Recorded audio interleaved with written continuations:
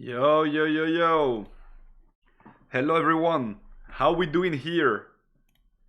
Hope you guys are doing great. Hope you're having a great Wednesday and a great start of the week. Let me just pull up chat so I can see you guys. By the way, I should bring chat to this scene too. Huh. Yo, Doc. How you doing, brother? How you doing? Hope you're doing great. You guys are going to get an ad in about like 30 seconds. Then we can properly start the stream. Can you please tell me? I switched from Streamlabs to OBS. So with like this literally means like changing all my settings and stuff. I think I did a good job, but can you tell me like if the music is too loud, if you can't hear me properly? Also, the mic should be better quality. I applied filters and stuff, so let me know. Let me know. And I'll just add chat like here on top of me. Give me a second. I think I can fish it from here, right? I probably can. Yup. Just need to make it bigger. Way bigger.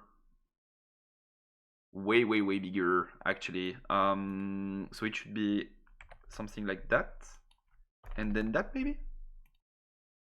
Could be more. How about that and that? What do we think? Might be too much. Yeah. Width is perfect. I just need to make it a bit. Yup. Yup. Perfect. Perfect. Looks and sound great, man. Music was perfect. Okay, sick. Sick. If you can you still hear the music now? It's like super quiet background. It's the perfect volume to feel silence. Should I make it like a bit more, like a bit stronger? Or is it fine?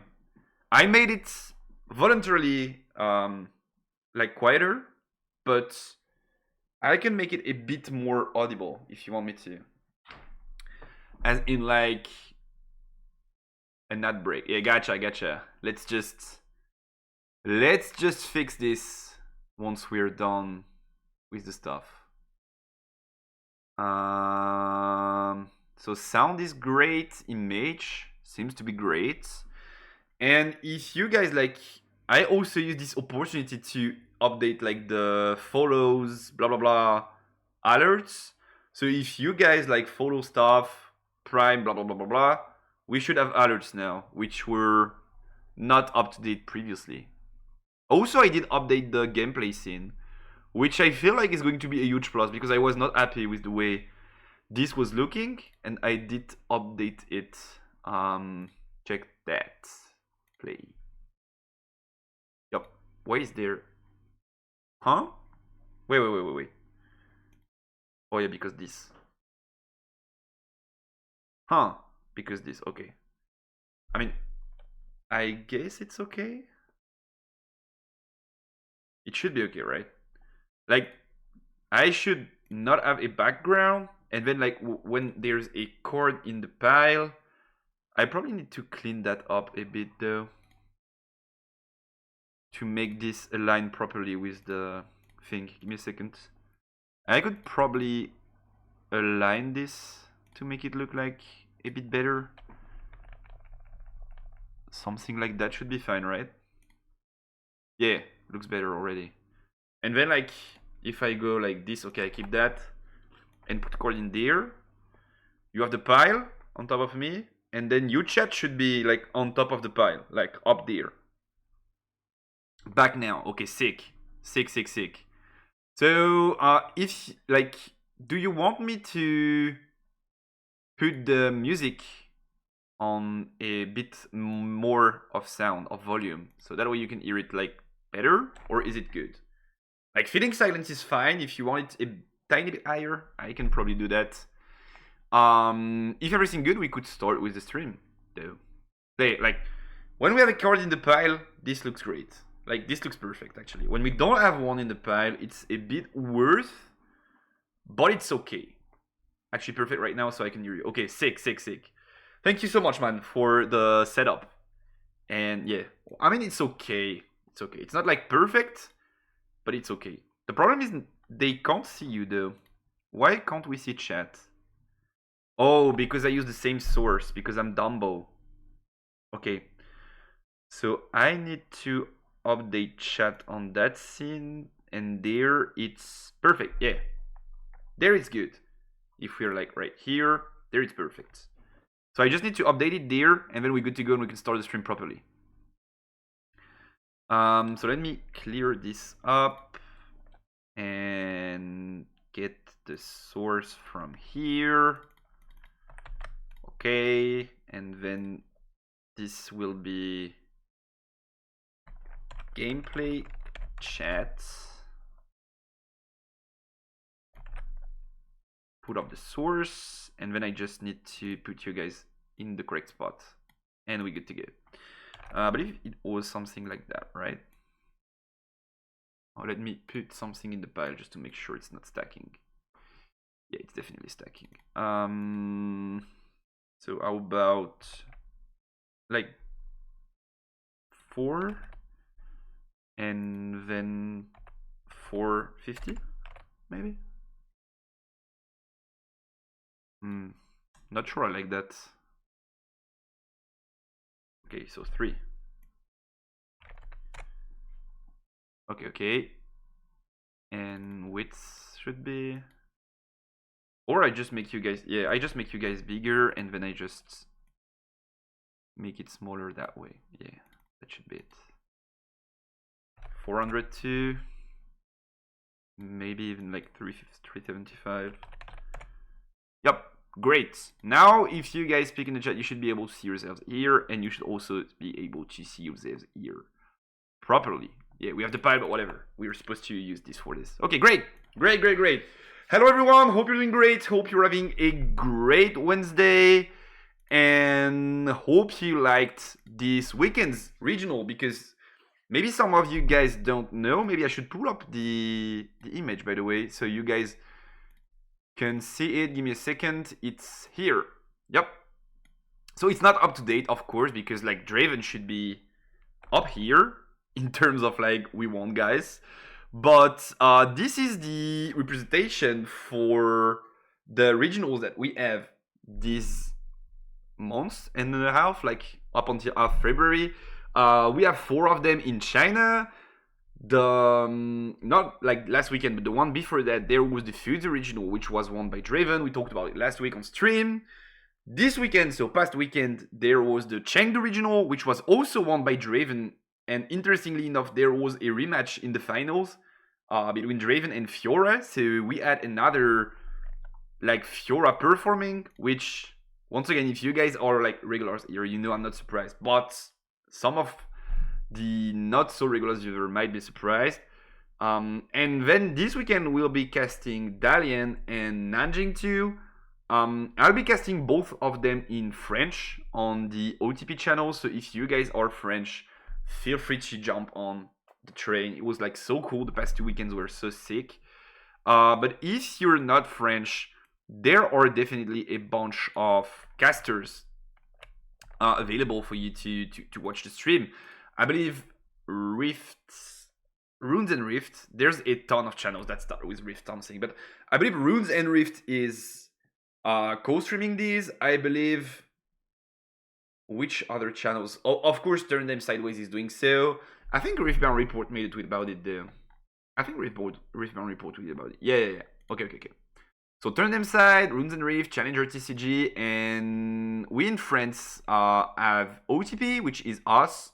I mean me, Robala stuff, and Kiwi, which is a regular in the chat. I've not watched his co-stream yet, but I plan to, and I believe it should probably be good because every time we get to chat and talk over chat and stuff, it is an interesting person with like good takes. So yeah, I believe all of this is going to be super interesting, and I believe my predictions for the format don't change so much. I could pull them up. I have a visual too. Here is what we were expecting. Once again, I'm expecting pretty much the same thing with Draven on top. I believe though, from what we've seen so far and the Ezreal list that we've seen this weekend, and that's going to be something that we're going to be discussing about like in a few minutes, but with the Ezreal list that we saw this weekend, I think Ezreal might just be the better case because of the pit crew stuff. And I feel like Kai'Sa and Ezreal are pretty similar, but we need to find which one is the best control deck, sort of. And maybe Ezreal is up there and Kai'Sa is down there. Like they switch places, but I feel like both are super interesting. And so the plan for tonight's stream is to review two of the interesting top lists. Yori yes, exactly. Maybe like the only thing, I think I mentioned it when I was like doing the tier list thing with Randy and stuff, but the only thing was that from my perspective, Ezreal was sort of a worst case in a way. As in, like, they're both control decks. Their best weapons are like singularity, control spells, and stuff to not fight against Draven. But Kai'Sa is better because she pays less power, whereas Ezreal like dies to deflect. But with the pit crew thingy of like having infinite gold and like not paying power cost and stuff, then it kind of becomes different, right? Because like Ezreal, just as Kai'Sa does not pay the power cost. And then on the other end, it has access to way more draw power. And also the purple tools, which are pretty great at controlling the board. So I feel like Ezreal might just be the better Kai'Sa. And like someone needed to crack the deck for it to work. Which was not entirely unexpected, right? Like it was one of the most crackable decks, as in like you can draw a lot, you have access to a lot of toolbox and a lot of great cards, so if you find the perfect recipe, then maybe you, like, obviously you have a super good deck. The question was like, is it going to be any better than Kai'Sa? The answer might be yes. I'm not certain, but the answer might be yes. What I need to check, and what we'll be checking tonight, is those Ezreal win without like pit crew core in the early game, which is a pretty important matter in my opinion. But from like what I've seen so far, we had a top 32 game of Ezreal pit crew last week, and they found like pit crew and stuff in the early game, and we had top 32 I feel like and top 4 this week, and in almost each and every of the games by turn 3 they have like the pit crew curl. Which, like, I'm aware Ezreal digs, cold shot, stack deck, purple S, blah blah blah. Like, I'm aware. I know Ezreal draws and digs for the tools. But what happens if you get unlucky and like the 3 pit crews are in the last 10 cards of your deck? Then can you win, or is it just like lost on the spot, is what I want to know. If you can win, it's probably a very, very decent deck at the very least, and a meta contender for sure. And probably a better case too. I've been seeing a lot of Ezreal and Fiora outliers, but I feel like we need the play-by-play to see if it's draw luck, unlucky for the other, or the decks are actually viable. That's the schedule for tonight, to be fair. Yo, Kiwi, how you doing, my brother? Much love. I was talking about you like a few minutes ago.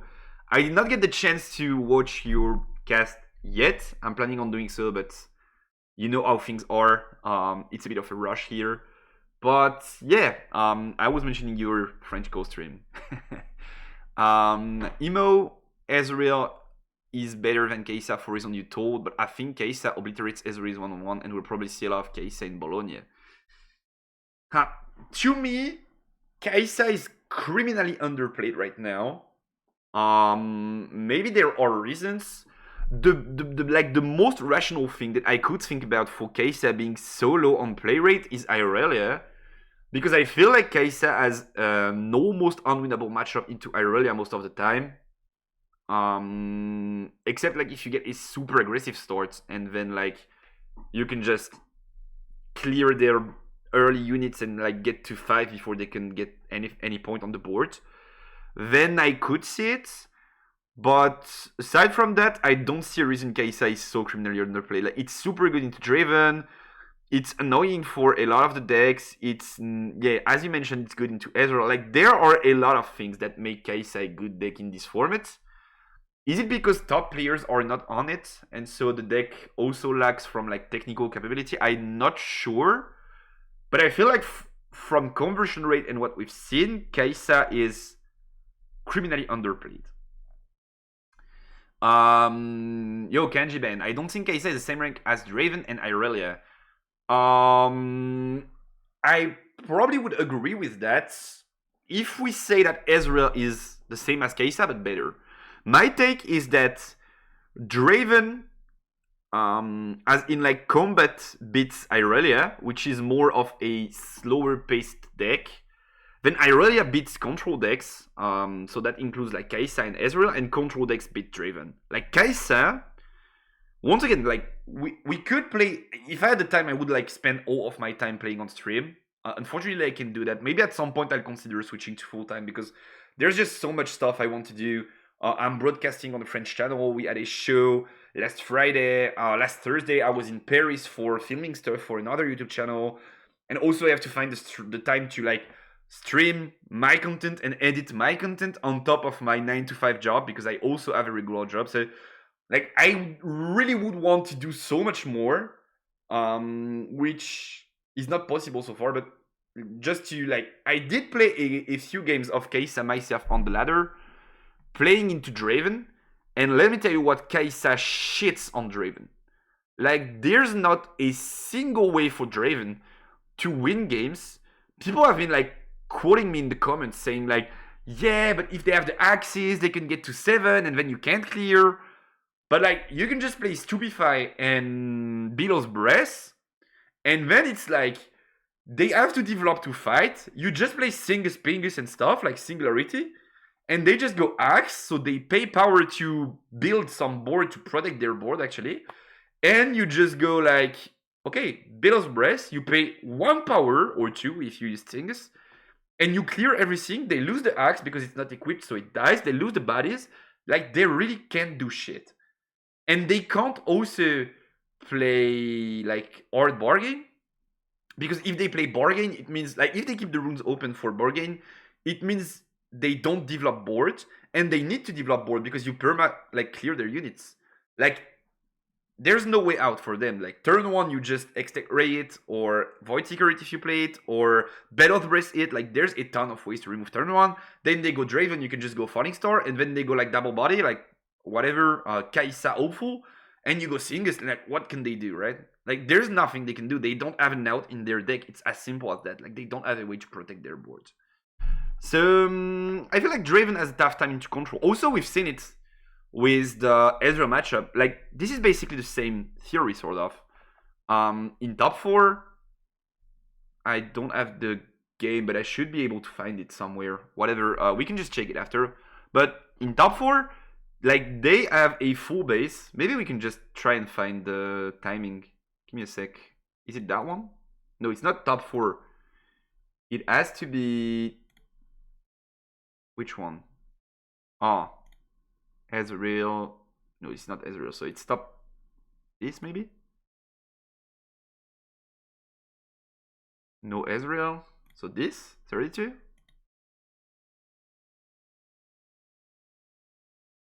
Draven, Ezreal. Yep. Exactly that moment, right now. Exactly that frame. Like I sniped the frame, literally.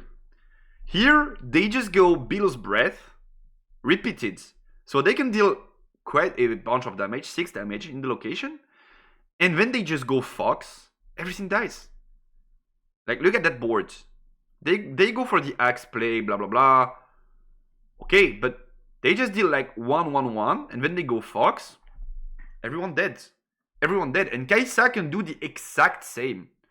Kaisa can do the exact same thing. Like this is a full-on blue combo. There's not a single purple card in that interaction. So as long as you play the removal, like the early removal, I think in Kaisa you play Extech Ray, you play Billow's Breath, you play Falling Star, and then probably a bit of Singularity. I don't think you play Rain because it's so bad in the Irelia matchup. And then you just play like Fox. What can they do? Literally nothing they can do. Now you have to find the key to beat Irelia. If the key to beat Irelia is the Pit Crew, then probably Ezreal is a better deck than Kaisa. But like that spot is more about control decks than about actual like Kaisa or one of them specifically. Ezreal do it with filter cores of purple. You can do it exactly when you want by using free control. Yeah. That's what I'm saying. Like, I think Kai'Sa is criminally underplayed, but that I'm considering right now that Ezreal might be in the spot of Kai'Sa and Kai'Sa might be in the spot of Ezreal, as in like switching. If you see what I mean. But this is more like control than Kai'Sa, if you will. I think the reason is how strong purple is versus blue with the color comps. I could see it. Fox not being as good because of like rebuke, FOF and stuff. I could see it. But yeah, I still think like control is a super viable strategy right now.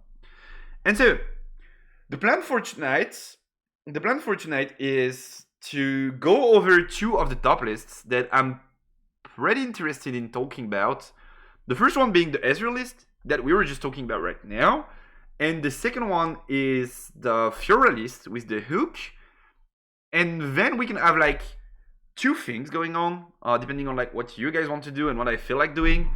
The first thing is we watch a game like of their deck performing, and then we try and analyze like the play as we did for the finals last week. This is something we could do, like technical analysis sort of like what do you do here, how can you play around that, blah blah blah blah blah. Or the other thing that's we could do is just jump on TCG Arena and try these decks ourselves and try to figure the spots and like how the things go and how to play these decks and how they answer to different situations. So the idea is like, one, we study the list and then either we play it or we analyze the games, which I feel like analyzing the games would pretty much be better in terms of like the knowledge we get, because they will 100% play cleaner than me. It's their list, they know about it and stuff. But also some people have asked me to do more gameplay, so I feel like if we just do like gameplay, maybe you guys would be hyped about it. So just let me know. Oh, I should probably put this here. Thank you for the follow, Who's Magic. Welcome home, brother. Thanks for your invaluable job of relaying and commanding Chinese. Gotcha, brother. Gotcha. Yeah. We'll be here. We'll be back this weekend. Oh, by the way, for the French viewers, there's been a switch in schedule for this weekend because a lot of you have been saying like we are broadcasting Riftbound on like face to face with the LEC on the same like timetable. I believe LEC starts at like 5 p.m. and like Riftbound is right about the same. We started like 4:30. So this week we'll be live at 11 a.m. Which supposedly you jump on the Riftbound broadcast. We broadcast for the entire day, and then when we're done, you can jump to the LEC, which is the plan. So if you guys like enjoy League and Riftbound, you get to see both. But make sure to take notes that we are switching the starting time this week. Anyways, let's get started with today's review stuff. Here's the first list that I wanted to talk about because like there's a lot of stuff to talk about here. Where's my pen? Pen is here. All right. So this is the Can you go? Okay. This is the Ezreal list that got 3rd/4th place at this weekend's regional. I was pretty curious because like this guy is AI. From my understanding, AI is a Chinese team because like we've seen a lot of players with the AI tag. Some of them even got the AI.edg.tag, which EDG is Edward Gaming, so it's a big esports structure in China. So there's already pro play there. I feel like I'm pretty certain, but I think AI is some sort of playtest group, not so sure. And then this guy is Omega 1. This guy is Omega 1, and if you remember, the Chinese national championship winner was Omega 0, which was a pro player on Hearthstone, I feel like, if I remember correctly. And like probably they are related, right? Like Omega 0 and Omega 1, it would be like super weird if they don't know each other. Or maybe this guy is like yeah, Omega Zero is my role model. I want to like dedicate my victory to him, but would be weird. And also, Omega Zero was playing some sort of S list to last regional last weekend, and he got a top 3 to finish. So I feel like these guys are definitely related, and they play tested together. So this is probably a list that in the making involved Omega Zero, the Chinese national champion. I think so. We'll be at the same hour. I wanted to stream another time than you have. Sorry, Kiwi. Sorry, brother. Did not see that. Big sorry. I will go check your cash though at some point, and maybe we can do stuff together if things go well. But maybe. I will need to take the time and ask on that stuff, but maybe we can do stuff together if things go well. Bet on the Fiora finalist again. That's the second list that I wanted to check. I could just bring it out now, so we have this for later on. Yep, good. Let me just pull it up. Here we go. This is the second list that we are going to be talking about tonight. You guys know that I'm not a fan of the hook builds for Fiora. We've talked about it already on channel. I've said that like I think this is pretty like win more sort of. You have money, you can invest in like company actions, and you are like 99% sure to like get some money out of it, or B, go to the casino, and then you have a chance of like going like 300% plus on return, or go to zero, sort of. I feel like Hook Fiora is casino, but I might be wrong. The thing is, yeah, I do agree with you, Kiwi. The thing is, I think Matron, specifically, in other decks is a bad card. I mean, in other decks like Victor, Darius from the past and stuff, it's probably a bad card. But specifically in this Fiora deck, since you have so much runes and it revives basically everything you need, First Mate, Fiora, and Unsung to draw, like there are a lot of synergies with that much Matron. I think this card kind of becomes a good card, which feels weird, but in Fiora it probably is a good card. So I kind of feel like we talk about Ezreal, then we jump onto the review of their game, one of their game into Draven, no matter which one. Then we talk about Fiora, and then we jump onto the sim to play the Fiora list. Because like I did play a lot of Fiora, I'm still playing a lot of Fiora. I still think Fiora is like super strong, top of the pop. I still see tier lists on Twitter and stuff that rate Fiora very poorly, which I really can't understand, right? Like the deck got like second place, with definitely room to win the games in the finals, like in both finals. And people are like, nah, Fiora is like middle of the pack beat here. And I'm like, like, I like that we're not result oriented here. I like that we are not result oriented here. But like first regional, that this is actually funny. First regional, someone commented like under my video talking about Fiora, someone said, you're talking about the Fiora that run into 0 Draven in top cut. And I was like, there were 40 Draven in top 64. Do you really think that guy managed to avoid all of the Dravens? Like, and even in rounds? Like, do you think Fiora is auto-lose into Draven? And he was like, nah, but maybe, but I think like he got lucky with the pairings and stuff. And I was like, he faced Irelia in the semifinals, which is like way worse than Draven. Draven is a better matchup for Fiora than Irelia will ever be. But okay, if you want to say so. And now Fiora gets back-to-back finals.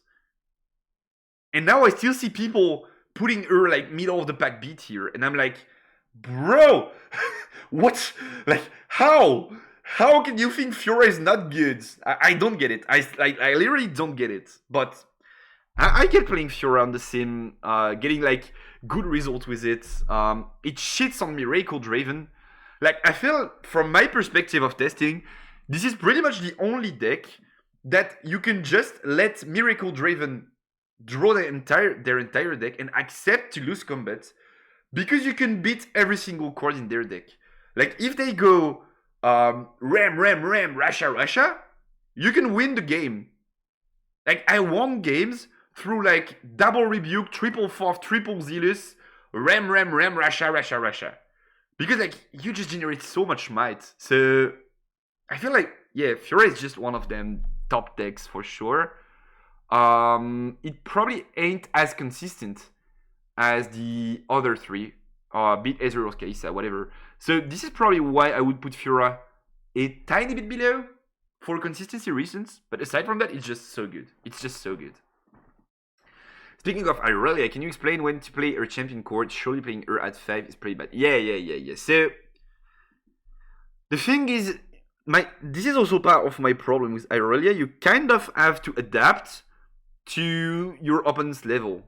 Because sometimes when I play Irelia, sometimes I have 6 runes and I don't have signature, but I know their only way of clearing Irelia is like Falling Star or Challenge. And then I just want to develop Irelia for 5 and use that open rune to pressure. Like if they go Falling Star Recycle 2 plus 2 of the deflect and I just go Signature or Angward, like they're doomed. Their game is over. So sometimes I kind of want to bait it, but also sometimes you pair into player that probably are not knowledgeable enough to know exactly what you can do with one rune open, and so they go for the play anyway and they catch you on your bluff. While supposedly you should be pretty safe. So my take would be drop it when it's safe, when you're sure it won't die. So either it's you drop it, then you equip GA on the spot and then it's good to go, or you drop it with like at least 2 runes or 1 rune but a buff open to play around stuff. Then if you can do that, you're pretty safe. Basically, if you're like, you have to think about it that way. If you develop your Irelia and it dies, you lost the game. And if your Irelia does not die, you probably win the game. So that's about what I would advise you to do. Develop it when you know you can protect it. And when you can't, just make sure you don't, because it's too risky. Anyway, your Irelia is going to allow for a strong comeback. You don't even need to play the boots. Like, you just bloop, bloop, bloop, bloop, bloop, bloop, over the BFs, and it's kind of free. It's kind of free. So that would be my take on Irelia. Yo, Toast, how you doing, my brother? Much love, much love.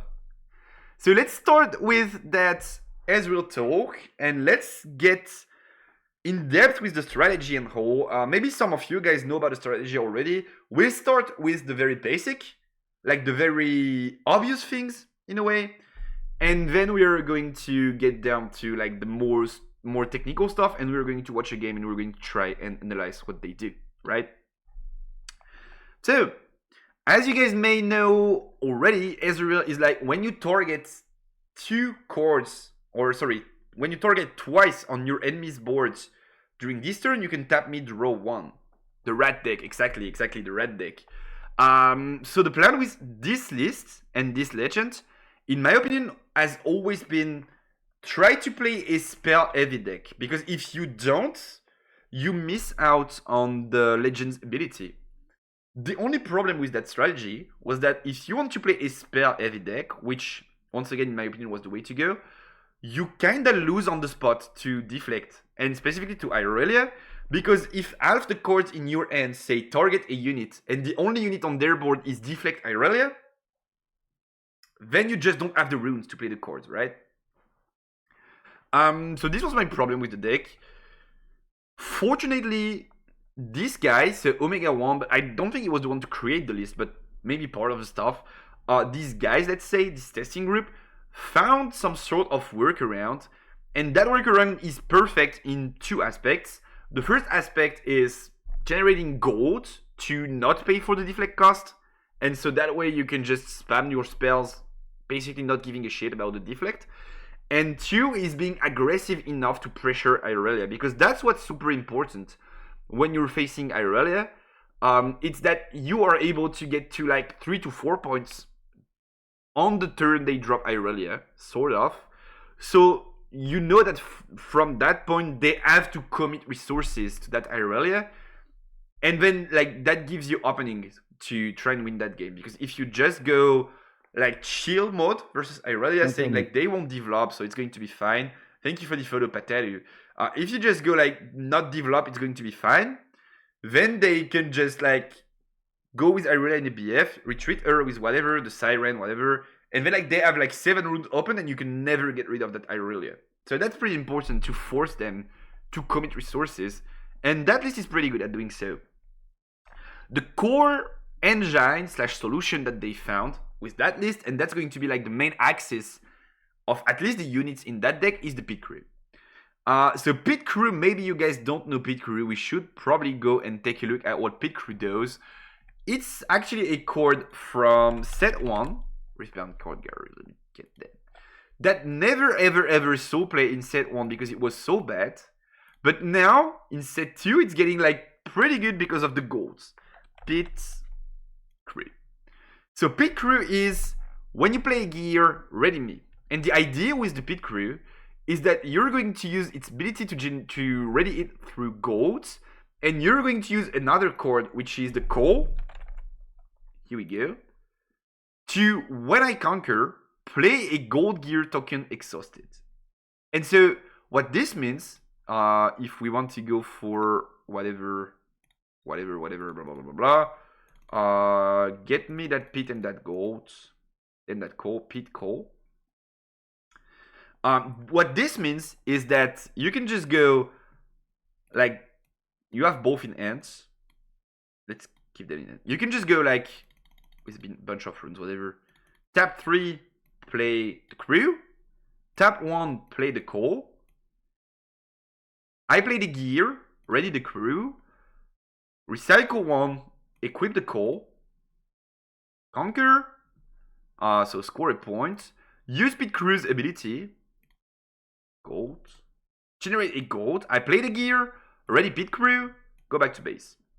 That's the standard move, right? Like, this is what you do when you're in the scenario of just having Pit Crew and a call. Like, this is already super strong, right? You have a format unit, so does not die to Falling Star one shot. That if they go rebuke on you and send this back to end is pretty cheap. So you can just go like first move of the turn, conquer. They go rebuke, you go okay. Put this back to base, just drop the Pit Crew, equip again, and if you have anything to play gold, you can ready it and do the thing again. And then it can get even better if you can go with the boots.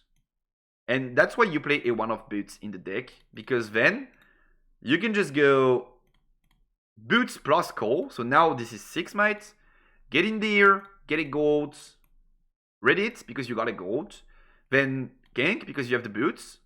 Gank in there, get a gold, ready it because you play the gold, and go back to base. And you can basically do this like every turn, at least once.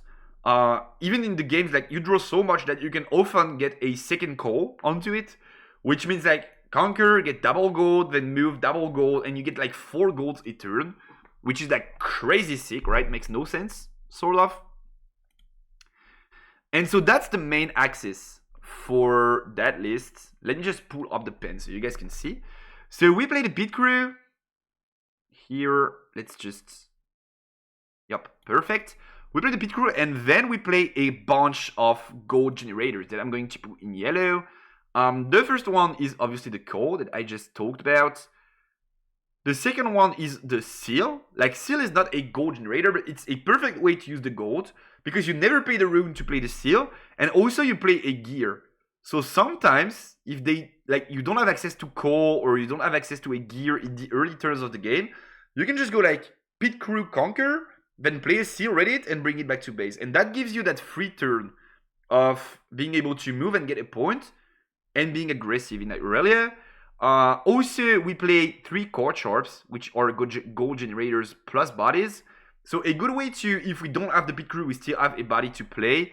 Core sharp is a cracked card, in my opinion. I already talked about it on the channel, but like, it's completely cracked to be able to play a card that has negative power value, sort of, because it gets you gold without you paying gold to play it. So it's just like completely cracked. And then we also have the wages, which is control plus a gold. And we also have the boots, which when you play the boots, you can ready the Pit Crew. So all of these cards combine with Pit Crew to make sure that if you don't have the call, you can work your way around the board, scoring them early points. And if you have access to the call, that's when it gets nasty, because then you can just like basically use all your spells for free and never pay the power costs. So that's already a pretty strong engine here. Then to surround it, we have two things, in my opinion, two engines. The first one is consistency tools that we're going to talk about, but they are pretty easy to spot in purple these days. The second one is control tools, and that's what Ezreal is best at doing, playing a lot of control cards. So consistency, to start it off, of course, in consistency we kind of have to include the legend, even though it's not like in the deck. It has to be taken into consideration when we compare with stuff like Kai'Sa and all that kind of don't have that consistency power. Then we have the Ezreals. We have two of them. So once again, reminder, Ezreal is like discard 1, draw 2 on play, and then like you can pay repeats and accelerates either 1 power or 1 energy less. This is pretty important. Allows you to repeat below the breast without paying the second power. Allows you to accelerate Fox without paying the second power. Also allows you to repeat Frigid Touch for only 3. So like this is pretty sick. It's very important to be able to have an Ezreal on the board. And we have the usual stuff in purple these days with the 3 cold shots and the 3 stack decks. This is pretty much all of the consistency we need to find the Pit Crew and the call. And then Pit Crew, which supposedly is more of an early game unit, becomes the tower of this deck, like the boss of this deck, basically. As in, like, if you have Pit Crew and calls and they can't deal with it, you probably win on the spot. And if they play something like Draven, their removal is most likely not hard removal, except maybe Falling Star. They can Falling Star you in the early game, but aside from that, their removal is more of Falling Star, more of Rebuke. And once again, if you have access to a Pit Crew with the gears and they go Rebuke, Pit Crew is cheap enough so you can just like replay Pit, play a Seal, play a Wages, play a Sharp, drop a Gold, equip the stuff ready Pit Crew, and then do the dance again. So this is a pretty good way, at least decent way, of playing around purple interactions in the grand formats. And then, of course, we have all of the control toolbox, which is pretty interesting. The first thing that I want to talk about is this Watcher and Splitter. Splitter, usually I don't like Splitter. It's a super good card, but usually I don't like Splitter too much because I feel like most of the time, if you check the end and they have like several outs, which is supposed to happen in like Draven matchups and stuff, Splitter gets kinda useless. Like you kind of want to drop it on a turn in which like you need to do a lot, and then you Splitter to protect that lot that you need to do. But Briner is such a better card in that regard. Like you don't pay power cost, they literally can't play cards, whereas Splitter is not so good. But there are a few cards that you need to catch off their end. One of them is Briner, which you need to get rid of, else you just literally can't control the game. And you have so many actions and stuff that you need to play around that. And basically Splitter also gives you some sort of like late game push, which is pretty important in the deck. So I feel like we probably could cut on Splitter, but it feels pretty important. And also playing only 2 offs is not a problem because like we draw so much with the consistency tools that I just talked about, then it's completely fine playing a 2 off. Fox on the other end I feel like is completely crucial, even though Fox is not as good compared to set 1 because purple kind of beat Fox in a way. Like Rebuke beats Fox and Fight or Flight beats Fox, except if you have a bunch of units, which like this deck does not do. So it could seem worse. It is actually worse than it was in set 1. But on the other side of things, you have cards like Battle's Breast and stuff. And Fox kind of becomes a removal card. As in like, -3 might on all of your board, you play Draven. So most of your units are at most 5 might with Darius. Maybe a bit more with Equips, but not like a ton more. And then like you have access to mass removals with the Battle's Breast, with the Ghost that also the Fox enables for a better Ghost, Shift, Wages, like all of them cards, Stupefy, all of them cards interact perfectly with the Fox, which is why I really like that card in that deck. And also, it gives you super strong late game pushes, even though it's a tiny bit worse than it used to be. You can basically like clear the units, and when they manage to establish some boards in base, you just go like Bellow Fox, not accelerating the Fox, and then like next turn you have a Fox plus potentially your pit crew that is stuffed, plus potentially another Fox, or just a splitter to check the hand and then push with the Fox. Like all of them cards combined just work so well together. So these are the control units. And then there are the spells, which are also pretty good, especially when combined together. We play the Ghosts and the Billows. I already talked about them. Pretty good cards. The one-off Ghost I'm skeptical about, because I feel like Ghost is pretty much only a card that you want to see in the early game. And so even if you draw a lot, I don't think like Ghost is a tool that you want to fish for in the late game, sort of.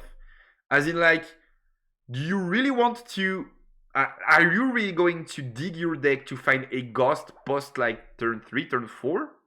This is my question. Maybe I'm wrong about that. Maybe it's super important in some matchup. But this is not like the one of that I'm most interested in playing in this list. That being said, the one-offs make sense, the bargain, the shift, because you dig so much that you can find them. And that's the important thing. And that's why playing one-offs in Irelia, in Miracle, Draven, in Ezreal makes sense. Whereas usually, I'm more of a don't play one-offs guy. But in these decks, like in the current purple era of consistency, I feel like playing these decks, these cards make sense. And then we have all of the damage stuff with the the reduction stuff, with the Stube, the Frigids. And then we have the damages with the Shift. Shift is correct. This was one of my questions. I think I'd rather play second Shift and no Ghost, because basically what they do is deal with 3 might in the battlefield, right? Like Ghost is bounce 3 might or less in the BF. Shift is deal 3 to a unit in the BF and then replace stuff. And I feel like Shift is so good in a lot of situations with this deck that I would probably play a second one. Because then you can just like, if your Fox survives, you can just like push with the Fox, and if they do anything to deal with it, or if like they buff their units and you can't clear anymore, you can just go like Shift, deal 3, banish the Fox, replay it, reaccelerate it. It gives -3 to their board once again, and then you can just push again. It creates opportunities for the Fox Below combo once more. If you are fishing for consistency, you can just banish the Ezreal to replay it and then like discard 1, draw 2 again. If you're fishing for a way to ready your pit crew, you can just banish the Sharp, then play the Sharp again, then play the Gold again, then do stuff. So like, yeah, I really like the Shift, and then like 2 Rebuke just makes sense. And 1 bargain, I feel like it's there to beat some pretty expensive spells. That would make sense. But I probably would see it as more of a sideboard card to try and beat like the Time Warps and stuff. Because aside of Time Warp, I don't think Bargain is such a great card in the current format. When you get paired into Briners, when you get paired into Mind Splitters, when you get paired into like Rebukes, Fight or Flight stuff.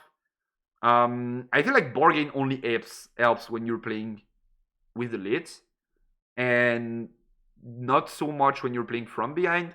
But it's a decent card into Irelia though, because if they don't have access to the DeFi, you can just force them. Like the problem with Irelia is she can go like 1 might million buffed and one energy million buffed and 1 energy with million buffed and 2 energy discipline million buff, whatever. And having access to Bargain makes it so that you can just force her to tap a lot at a time, which Irelia hates. So I feel like maybe there's something to explore there, and maybe it's for the Irelia matchup specifically. But aside from that, I would probably see it as more of a sideboard card. And then the last removal card, which I think is pretty smart and could catch a lot of people off guard, is the Unchecked. I really love that one of unchecked, because once again you can dig for it. One of the strategies to beat the Pit Crew combo is to stack in the BF, because Pit Crew does not have infinite might and you don't have a way to buff it in this deck. You have ways to reduce your opponent's might, but let's say they are Draven and they build up a battlefield with like Draven, Darius, Kaisa, Hopeful. You can never get in there, basically. But now you have another card with the Fox that punishes them. And also, since you play the Pit Crew combo yourself, your Ezreal, you kind of want to keep him at, like in base, because you want to benefit of the reduction on repeats and accelerates for as long as possible. So, except if it wins you the game or puts you in a super favorable spot, you probably don't push with that Ezreal. And then Pit Crew, like the entire gimmick of the deck is to go Pit Crew in, Pit Crew out, Pit Crew in, Pit Crew out, and never have it in a BF to be traded by Draven.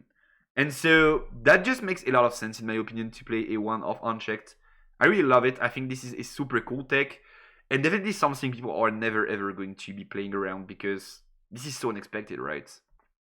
Blink Fox and being capable of using Accelerate minus Ezra is outstanding synergy. Yeah. The signature, I would probably play a 2-off on top of the, like, swapping out the Ghost and bringing in the second Sig. I would agree in most decks, but with Ezreal on the fact that it's 3 rune for 4, I love the 1-off. I don't hate it, but I don't think this is something that I would have played at first. And if there's not like a specific reason or a specific matchup for it to be in there, I probably would not play it. But probably it's there for Irelia, that would be my guess. And then there are also super cool things in the sideboards. The first thing is Battle's Breath. Third one. This is just not so spicy, right? This is just to beat Draven more consistently. It's so good in the Draven matchup. Also probably to beat Control Victor, I guess. You definitely want to have a third Battle's Breath in there for some matchups. But then like this is when it gets spicy. Ornn, I don't exactly know why they play Ornn, but my guess would be that it's for both the Mirror and the Kaisa matchup. Because when you have the golds, like you have so many gears. You have the boots, you have the coal, you have the seals, you have the gold. Like you actually have a lot of gears. Being able to drop a big ass Ornn with Deflect 2, probably in that matchup, like Mirror / Control Kaisa, feels pretty good, I feel like. So that's probably why you play it. And I love the tech. I love the idea. The Mono Warp is probably to try and beat Irelia, I would say, once again. Which I feel like it really does make sense. You want to go fast into Irelia. When they develop Irelia, you kind of rush them. And then you play the Warp and you close the game. Sort of. Irelia most likely does not play Windwall. And if you force them to rush, they probably don't have the runes for a huge bargain. Because you force them to rush and play under pressure because of this dude. So this probably makes sense. In my opinion, it's for the Irelia matchup. And then like the Switchy and the Recall, these two cards, I'm not too sure about. But the Switchy, when I saw it on stream, I love the idea because we have a few Eden in this deck. We have Wages specifically. And that's about it in the main board, right? We don't play the FOF. Yeah. We have Switchy. Wages. But they have to play around Fight or Flight because we play purple. So most likely they expect us to play Fight or Flight. At least that makes a lot of sense for them to play around that. So when they're playing around an Iden, they have to play around Wages and Fight or Flight. And then like game 1, we draw so much that we see almost the entirety of our deck. And so they're like, okay, we know the options now. Maybe they notice Fight or Flight is not in there. And then game 2 / game 3, when you hide that switch, they probably never play around it. And that was my situation casting the games. Like I was out there and I was like, okay, he hides a card, it has to be bargain. We did not see Fight or Flight, but it could be it. Like maybe they play a 1 or 2 of Fight or Flight, we just did not see game 1. But most likely it's a Wages. And then it's a Switchy. And I was like, oh, spicy, I love that. So that's probably something that we would want to bring in to suppress the opponent. And I love that idea.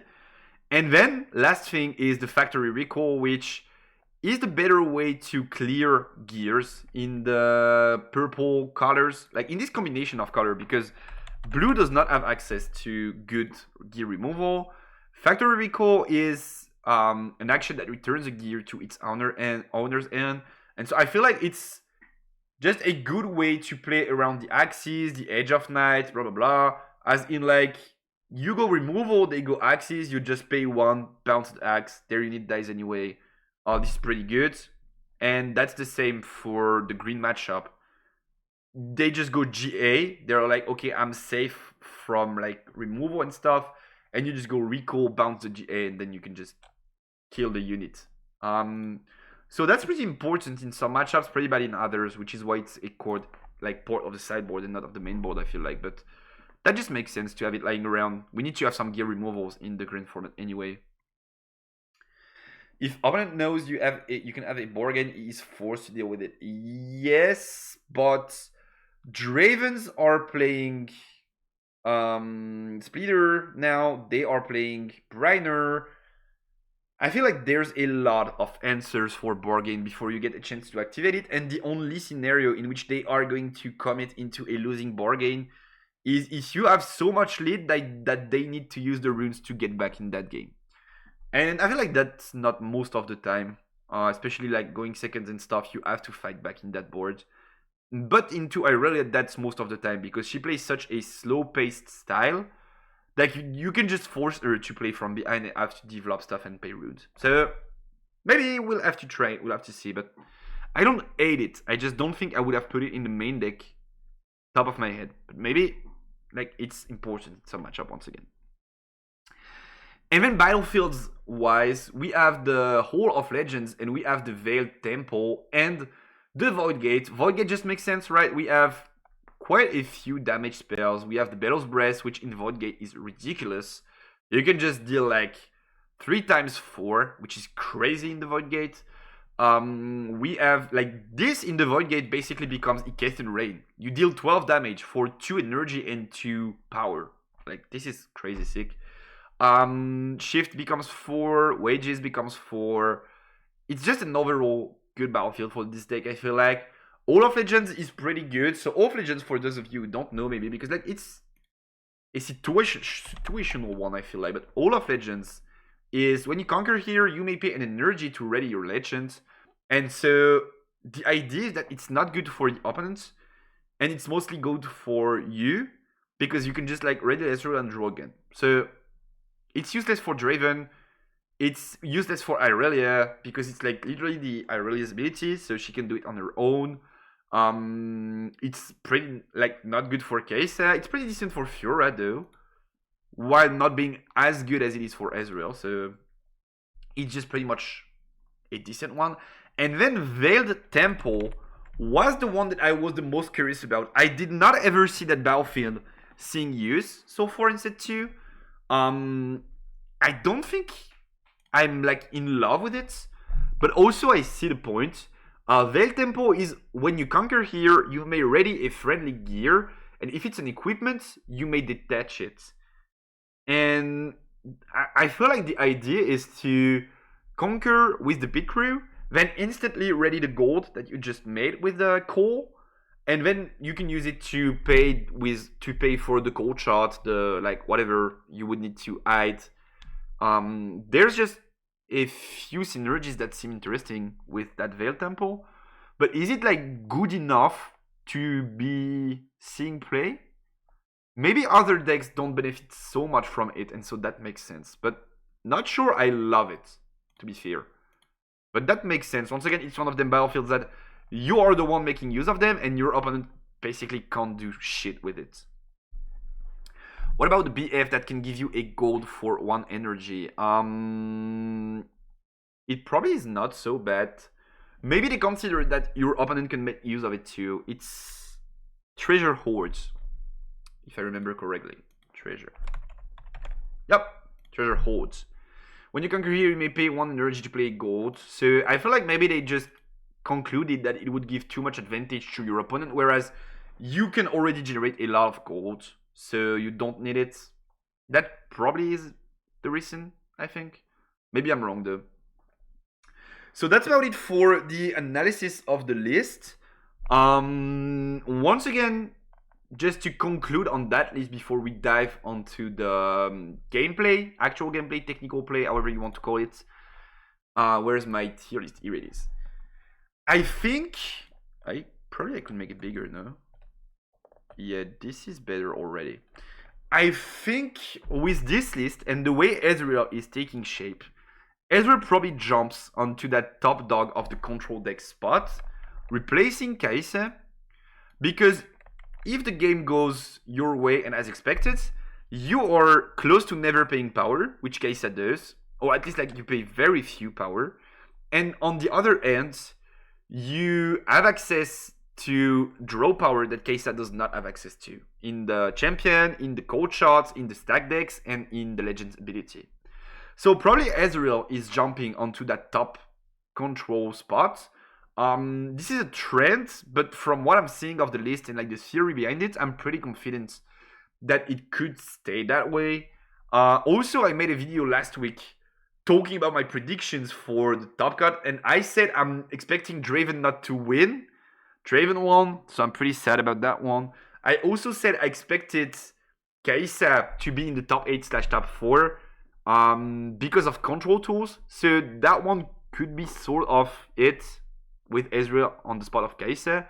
But I said Kai'Sa specifically. I did not say Kai'Sa or Ezreal. So you can count it as wrong. But that the idea behind that made sense. And I also said if Ezreal gets there and Kai'Sa gets there, Irelia pretty much is winning the event because she beats these decks. And Irelia lost before facing the Ezreal and the Kai'Sas. There were very few Irelias in top cut. So yeah, I like this age like meal sort of. I was pretty wrong on them takes. I still feel like the point made sense there, and I still think like we could see it in the upcoming regionals. But the fact that this is sort of this beats this, ugly arrow. This beats this, then this beats whatever's in there.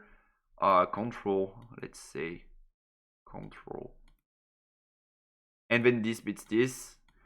When you have 40 of these dudes in the top cuts and like 2 of these, maybe 5, I don't remember exactly, the rate is a bit too harsh for Irelia to get into them late top scenarios in which she can face control because control beats Draven. So, I did some Ezreal playtest and I thought Orb of Regret could proc Legend. I'm so sad it does not, would have been top tier. I think we already have enough great might reducers in the deck, but I see what you mean. Maybe, nah, it's never better than Frigid Touch and Stupefy, ain't it? I feel like these cards are just straight up better cards. You still think Sivir is a top deck now? Yes. So the thing is, with Sivir, we were hesitating in between putting her in tops or like bottom tops or top potential. And I think it should probably have been top potential, but the thing is, it's close to the same power level wise. Even if it goes down a row, it's pretty much the same. My problem with Sivir is that it's needlessly complicated, sort of. As in, like, you need to have a super refined list, and then a super good player that knows the deck very well, and then doing all of that, you get sort of a very good deck, but not as good as the top tiers. So maybe Sivir played by like a super good player gets to like there or something like that. But then why would you do all that when you can just pick Draven and play the Miracle package? So, which is sort of the same as Sivir. So I feel like Sivir is not too bad. It's kind of Ari in set 1. My build, Tempo Ari, which was sort of needlessly complicated.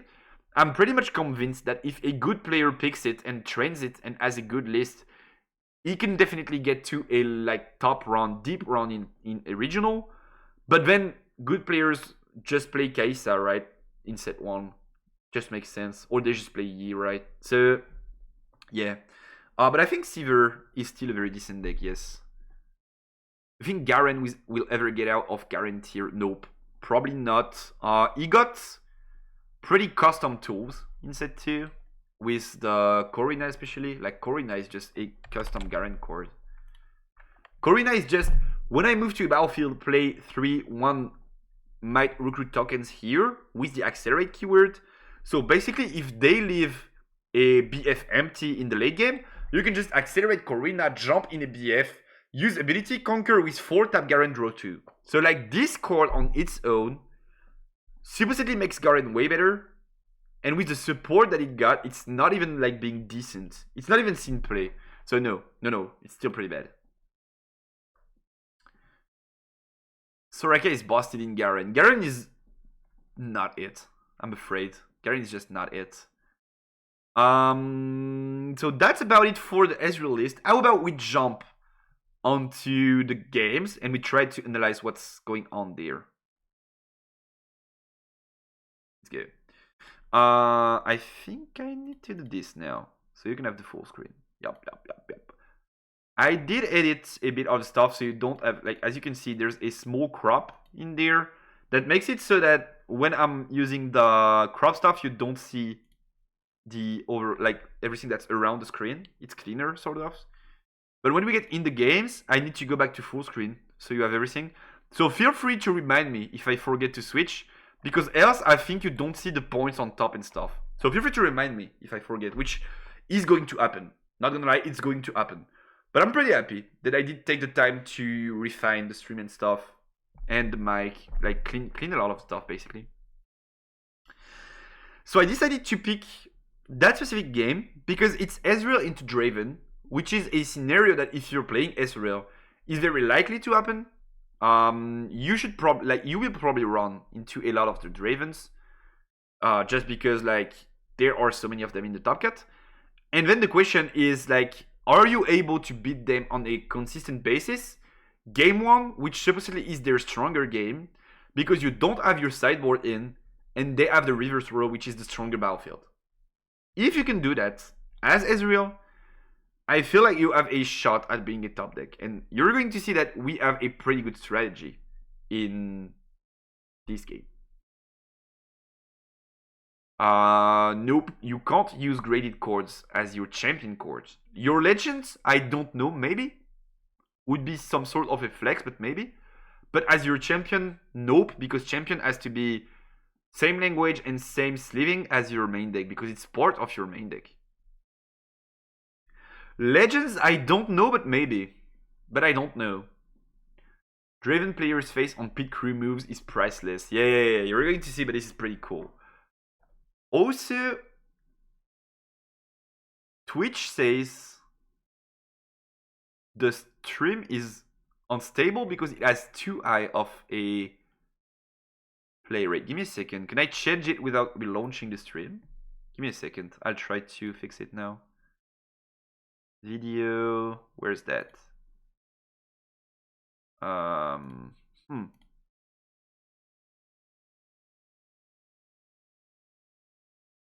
Where's that at? Oh yeah, there. Can I change it without like breaking everything down? What happens if I do it like that way? Wait, cancel the stream? Nope, it does not. Okay, it does not. Let me check if that fixes the thing. Or is it still too high? It is still too high, huh? Okay, what if I go down even more? You guys tell me if everything is changing and going wrong because of it, but let me check. If I go with this, is it any better? Does Twitch like it better? Yeah. It looks like it's better. Okay. Did that change anything for you guys? Probably not, right? Let me know. Let me know if that changed anything. I think it did not change anything. It's just about adjusting the rates. Anyway, let's get started with that game speed. Let's put it at 1.5 as we usually do, and then we pause when I want to talk about stuff. So as you can see, that's sort of my problem with what we've seen of Ezreal on stream. It's that, like, starting end, we get pit crew double call. So obviously we have a super strong showing. But then there was a game when they did not see it. and they just played like Ezreal champion, and then they just played like cold shot, and then stack deck, and they found the pit, and they had the core, I think. So probably like this is stable enough to make this work on a regular basis. The player has very soft ends. Yeah, like that end feels good for sure. That end feels like super good for sure. Also, I should edit the string tile. Analyzing pit crew Ezreal tech analysis. Alrighty. Maybe also I should get the list somewhere. Give me a sec so you guys can not there. And then just this should do the trick.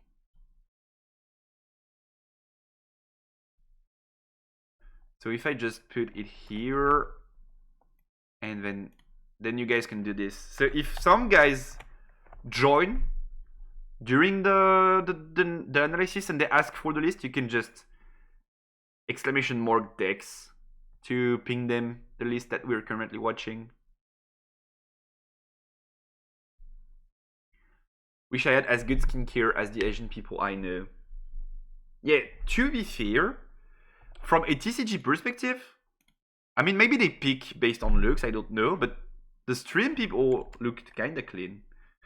And so, we are passing on turn 1, which is an interesting decision. Maybe I would have wanted to develop a call, but we decide to pass on turn 1 on Ezreal's side, and then turn 2 on 4 runes, we get started with the Pit Crew call play. So, once again, 3 runes developing Pit Crew in base, then 1 rune play the call, equip it, conquer, generate a gold, untap it, go back to base.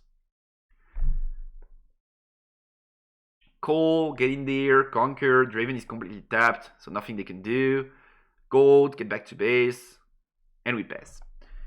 And that's super good at 2 things. The first thing is that we have a gold generator to not pay the deflect / the power cost of the cards.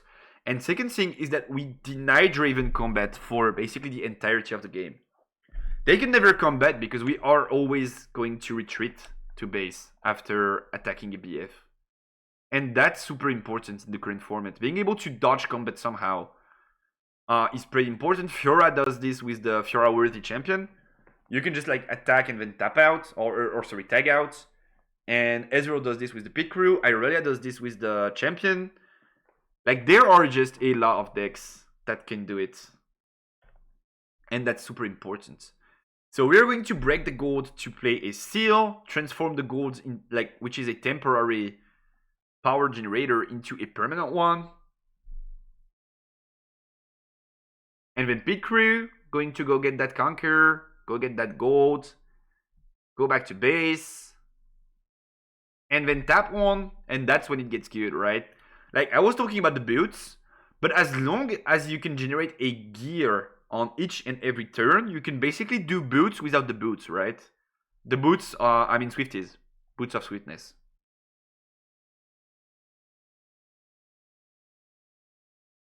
Stop that crew with Falling Star fast. Yes, you definitely have to, but that's not as bad for Ezreal if you do that, I feel like. Because if you Falling Star, they just have to not develop Ezreal.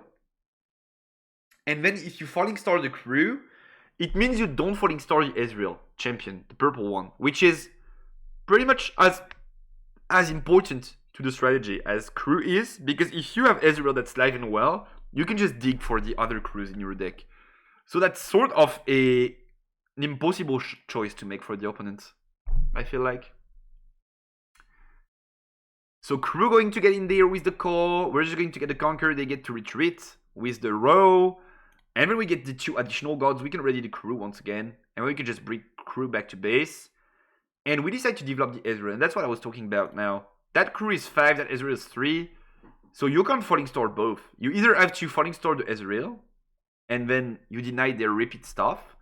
Or you Falling Star the crew, but then they have all of the repeat stuff with the Ezreal to dig for the other crew, and then it's back to the same point again, right? Get rid of the circle.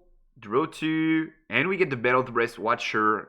And we are already in that stacking loop of having access to 3 golds, the 2 most important units in the base, and we have the seal also. That's going to provide value over the upcoming turns. And now Draven is in trouble, because Draven can very easily get to 3 points here and make a comeback in that game. And the winning condition for Draven here in that matchup is get to 6, resolve Briner, and you win the game. But to get to 6, you will need to develop board, basically. You will need to develop units to combat. So what you want to do is try to hold Ezreal from getting to 6. If they get to 6, make sure you don't lose on the next turn, and make sure you can get to 6 yourself. And then Briner technically wins you the game. Like, Briner is your better answer in that matchup. But then, once again, to enable that, you need to have access to board. And that's what we're going to see here. So Kai'Sa being developed accelerated here. We're going to put Kai'Sa in the reverse row. So that way, if they go for the pit combo next turn, we can just retreat Kai'Sa and go the other way around to run their chords. Sort of classic play, I would say, when you're in that reverse row game. And then we definitely need to find a way to get that 3rd point, because once again, we want to get to 6 ASAP. That's the win count if we're Draven. So the question is, we are losing to pit crew anyway, because pit crew is 5 might. Do we want to send a lot, like maybe 2 there, to deal with the crew? Or do we just send someone to accept that we lose to the crew, but it's fine, we got the point that we needed? That's the consideration here. Also, we have 2 runes open, so we have the axes to try and beat the pit crew. But it's not like super easy. Because if they have something like a rebuke or a FOF, we could just lose on the spot here. Because they have the gold. Like, let's say they have rebuke here. Let's say they have rebuke. They can just like rebuke that shit. They don't pay the power because like they have so many golds. Rebuke that shit. And then like we have the axes for the crew. So crew gets in there. We go axes to trade. They have something like Frigid, Stupefy, blah blah blah, whatever. They just trade on top of us, kill us, generate 2 gold, go back to base, get there. Push the Kai'Sa back to base, 2 golds, get there, and like we just got even more fucked with that turn. Like we got even more behind with that turn. So we have to prevent that turn from happening, which is why we decide to stack. But it's not an easy decision here on Draven's side. And then we also find the boots, which is pretty good here, because now we can just equip the boots, and now that pit crew is big enough to top the thing with the axes, because he's 7 and axes make this 7, so at least they get a trade in. We don't win combat, which means we don't draw. Pretty important in Draven. 2 goals going to be generated. We're going to use pit crew's ability to restand itself because of the golds being generated. And then we probably just either want to go back in base and chill or gank. The interesting thing is that we don't need to take risks in that scenario now if we don't want to use clear. And we paid 3 for the boots. So we only have 3 runes open. We kind of don't want to take risks because we're on 4. So getting to 5 is not as important anyway, because we need to be on the 6 to 8 curve to win. Sort of. So getting to 5 here is not as important. We can allow Draven to get to 5 before us. That does not change anything. Because then, let's say we decide to stay at 4. Then next turn, Draven can go to 5. Then the turn after that one, we can go to 6. Then Draven can go to 7. And we have a turn to go to 8 and close the game.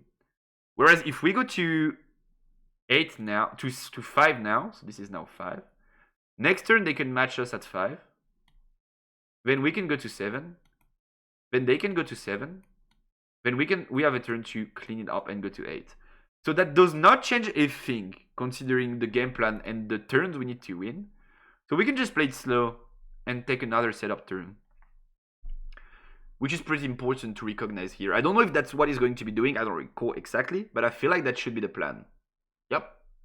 And that's a pass.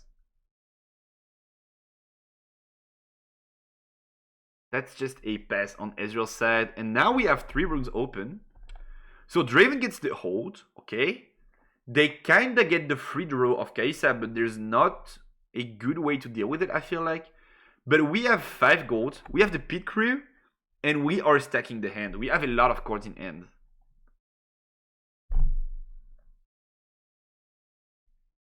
And so the Draven player is going to be thinking, but Kai'Sa is going to be the first play. Obviously, they get to 5.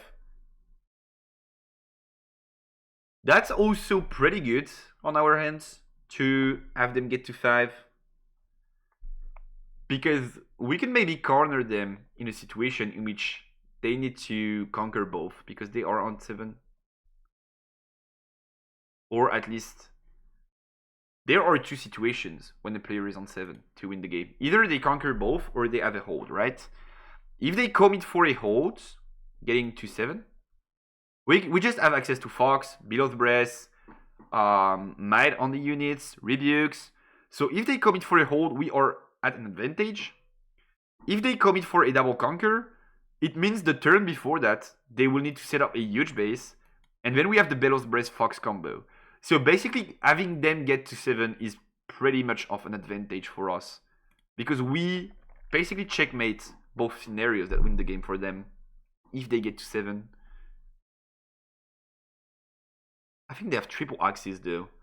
So in theory, triple axes should probably be like the better answer to that control strategy.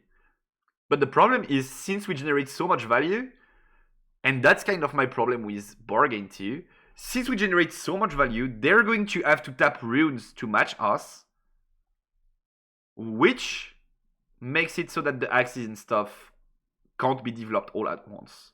They can't just pass with like 7 runes open, which is what control decks do, right? They force you to play units, else they just like make your board 0 and you can't win the game.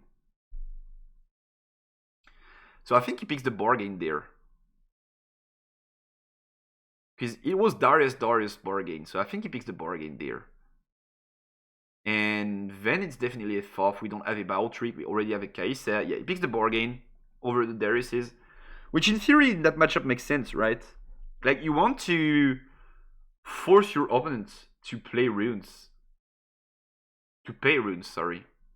Because he's going to play spells. You know about it. Like, you know it. They're on Ezreal. Retreat everything. Develop Draven. Pass.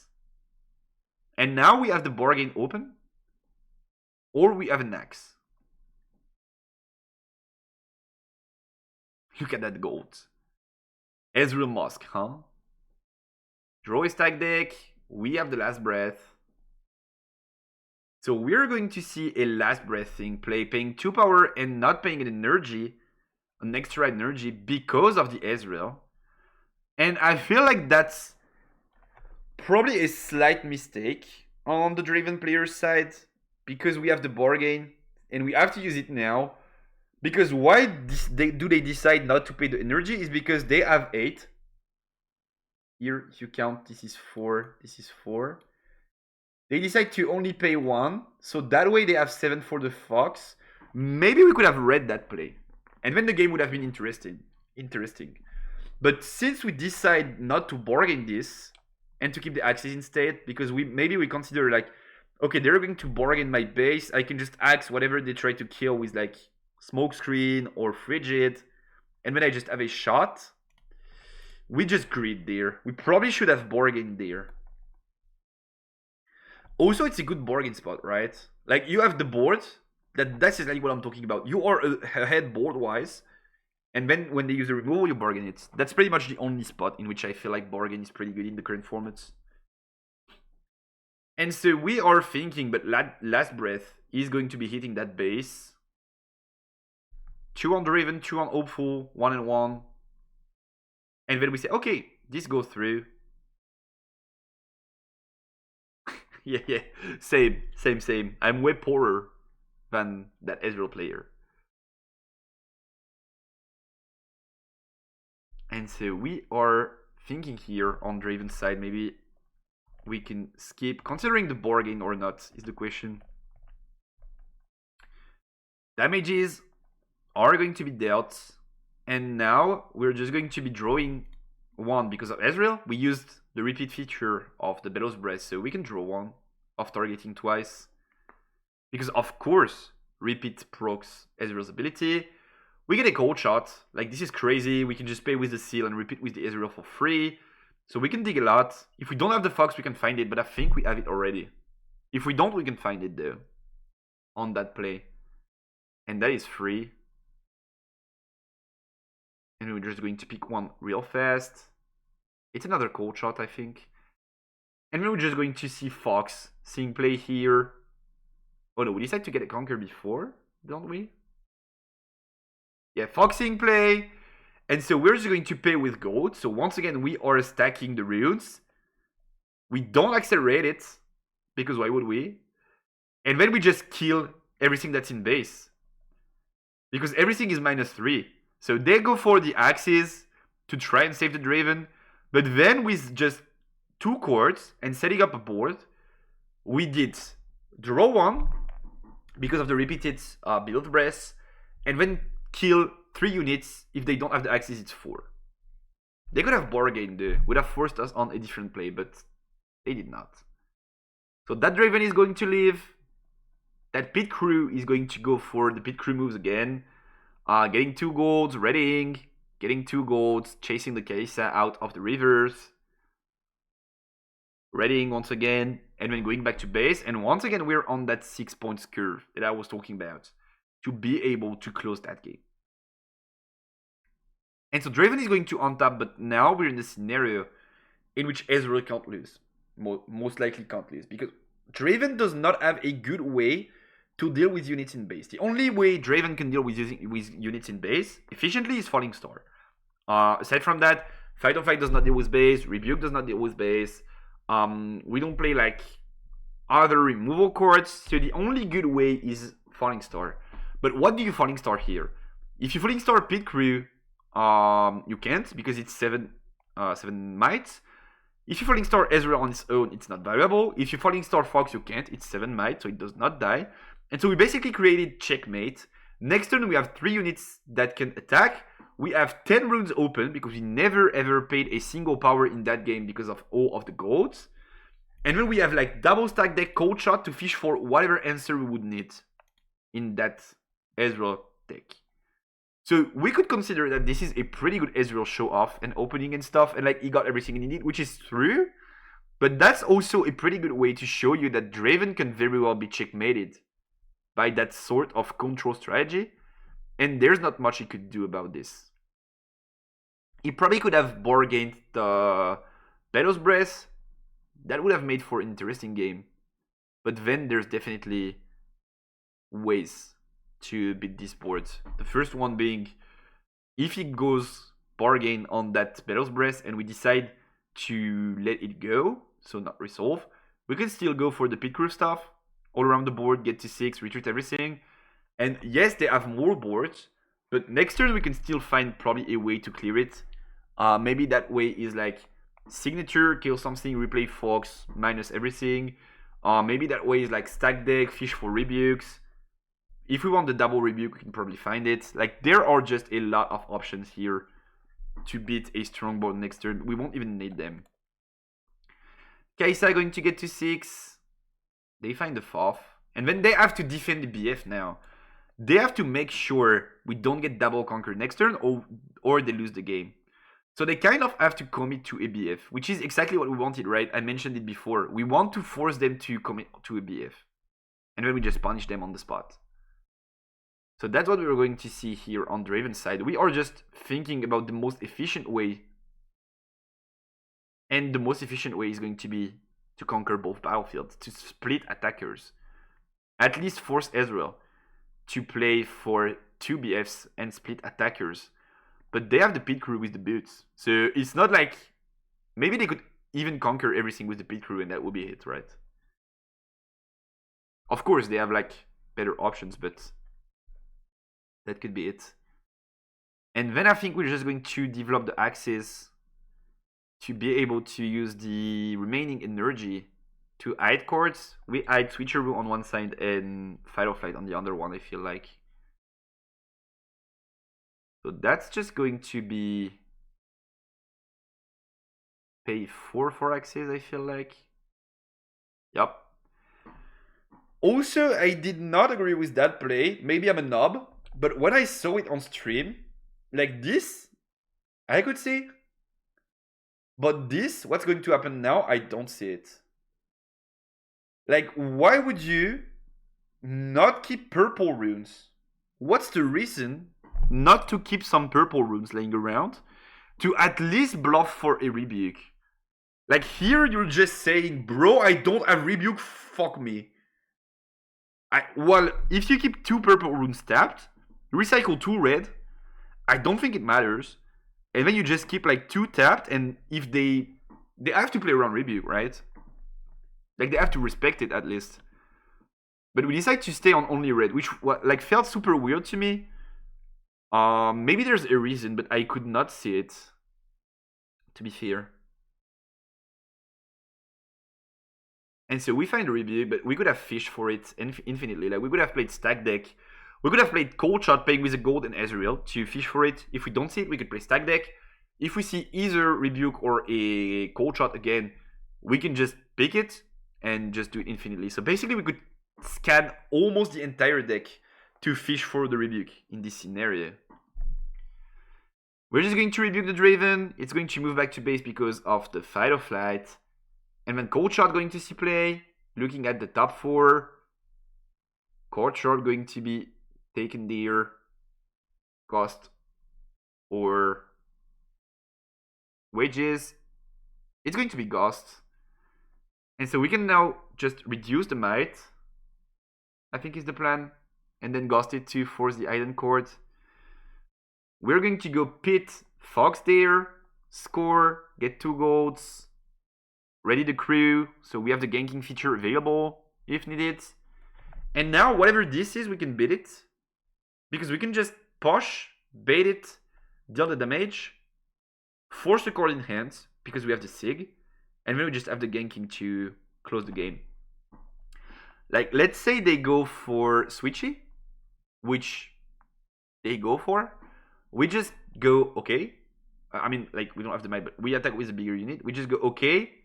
Sig, we attack with the Ezreal. We just go, okay, Sig, deal 3, banish, bring back the Ezreal, cycle the end, maybe we find the rebuke or something. Then it's 3 damage, so we force a card in end on top, maybe Foff, maybe something, and then we have the ganking still. And we know that they don't have the purple rune, so they can't have rebuke. So they can't remove our units from the board. They can only send them back to base with the Foff. Which means if we have another gold, another seal, another whatever to play, we can just restand that pit crew in base and fight back once more. Signature going to see play here. We're going to deal 3 to the Kaisa. And then bring back the Fox to base. And so that way Kaisa is -3, has 3 damage. Oh, wrong counter. Here we go. -3. And when Fox comes back, makes it -3 might, and so it dies on the spot. Pretty cool interaction there. And also we can accelerate Fox once more. Bargain to 4/4.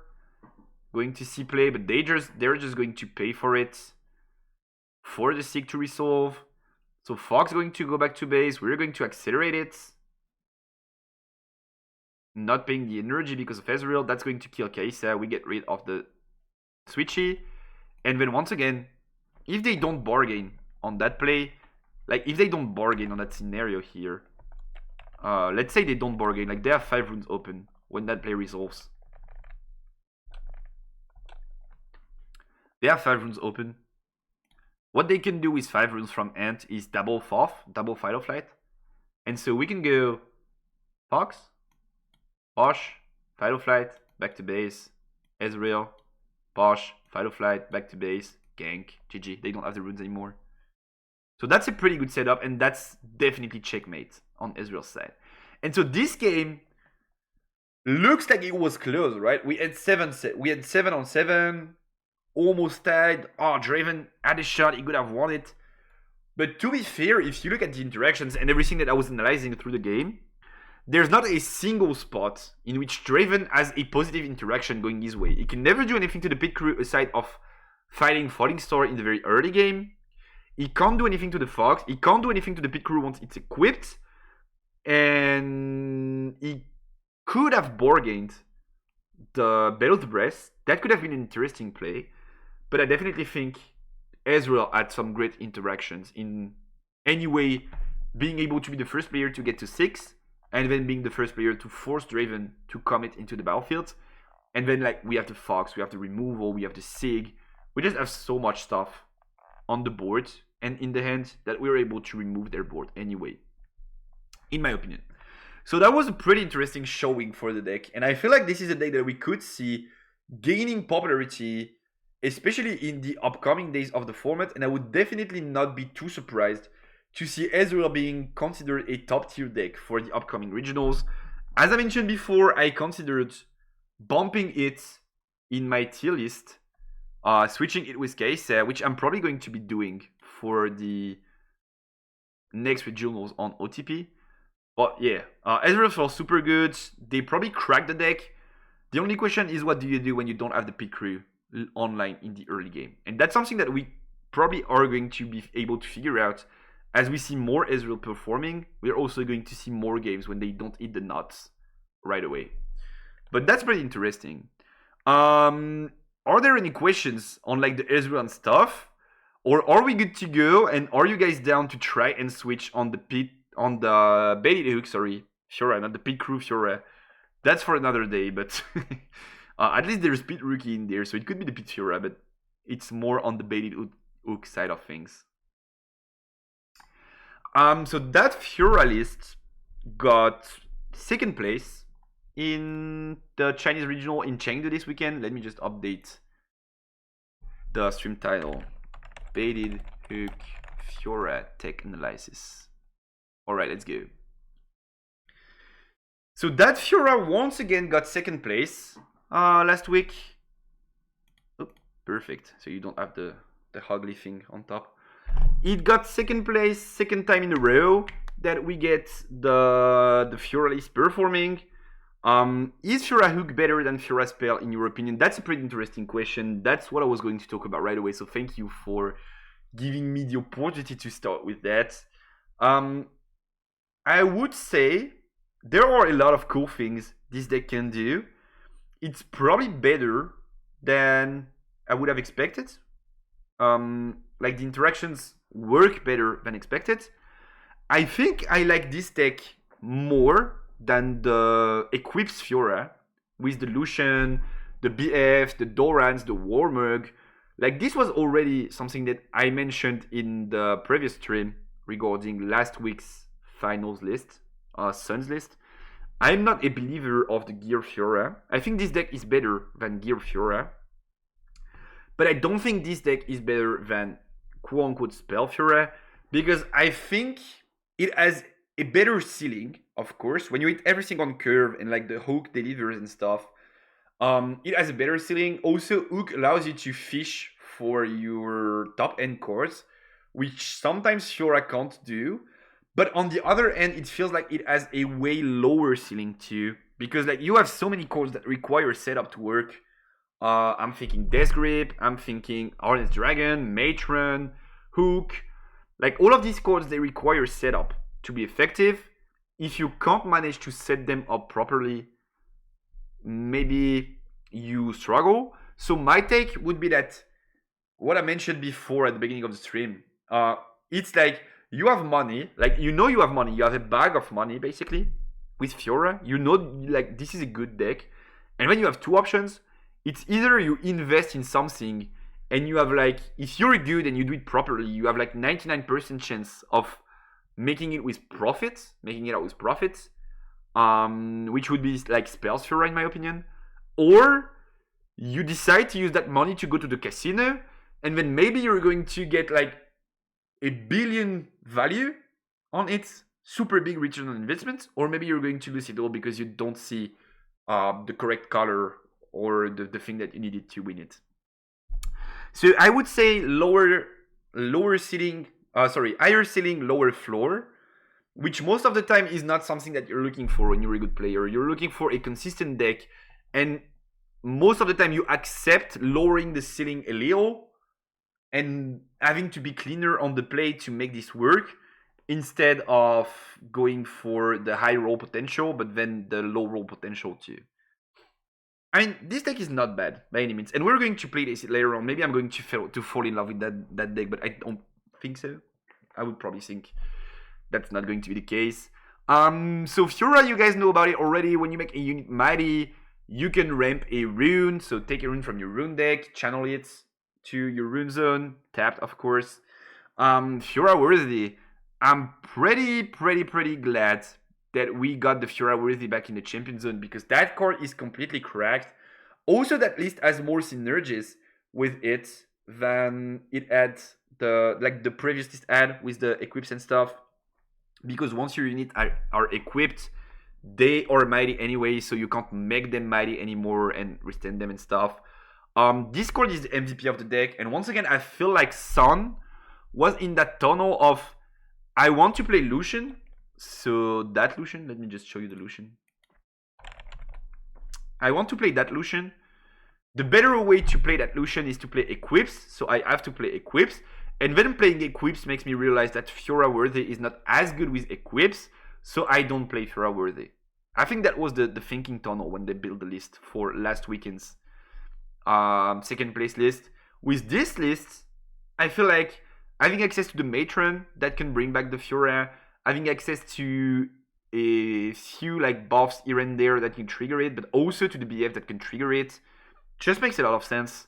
We also have the War Camp, which is pretty decent with this Fiora. I'm not a fan of War Camp in this deck. We're going to talk about BFs later on. But there's a cool interaction in that you can push the Matron or the Fioras in the War Camp, making them mighty because they are 4 might, but when they enter the War Camp, they go to 5. So you can ramp a rune with the Duelist, and then you can restand them with the Worthy, and then you can bring them back to base, or gank with the Yellow Fiora, which is a pretty interesting interaction. And also War Camp allows you to have the extra might for the hook. But we're just going to get into that later on. When I tried the Hook Fiora, I found it way easier to play than the other version. Yeah. Hook Fiora is probably, like, when everything aligns, it's probably the easier version of the deck, because you just, like, crush your opponent under too much value. But then when everything goes the wrong way, and you draw double Matron in the early game into, like, Dragon, into, like, BF, but that's not a core that you can combine properly with them. I feel like that's when it feels bad, right? I love a lot of the additions, though. I love the action. The triple first mate with the Matron and stuff is just so good. There are definitely a lot of cards in this list that I love, and it's way closer to what I'm playing right now than last week's list was. So the MVP of this list is the Baited Hook, but we saw them sideboarding the Hook too. So let's take a look at the Hook first. Maybe you guys, if you've not played or faced Darius, you don't know about the Hook. Hook is a gear that reads tap me, pay an energy and a power, which is fine in Fiora because you have a lot of both energy and power. Tap me, kill a friendly unit, look at the top 5 cards of your main deck, and you may play a unit from among them that has might up to 1 more than the killed unit, ignoring its cost, then recycle the rest. So the idea is that you want to kill a 3 might unit at least to go for your 4 might units, which are the better place in that Hook build, with the action, with the Fiora, with the Matron, and with the set. And all of them cards you can pop either by killing like Fiora or First Mate, or more importantly, you can get with killing one of your turn ones that is sitting in the Triforian. Because Triforian gives them +1, and so they become 3 might units, and then you can just hook one of them away and get access to this. So this is pretty good, obviously. And then in some games, they sideboarded the Hook.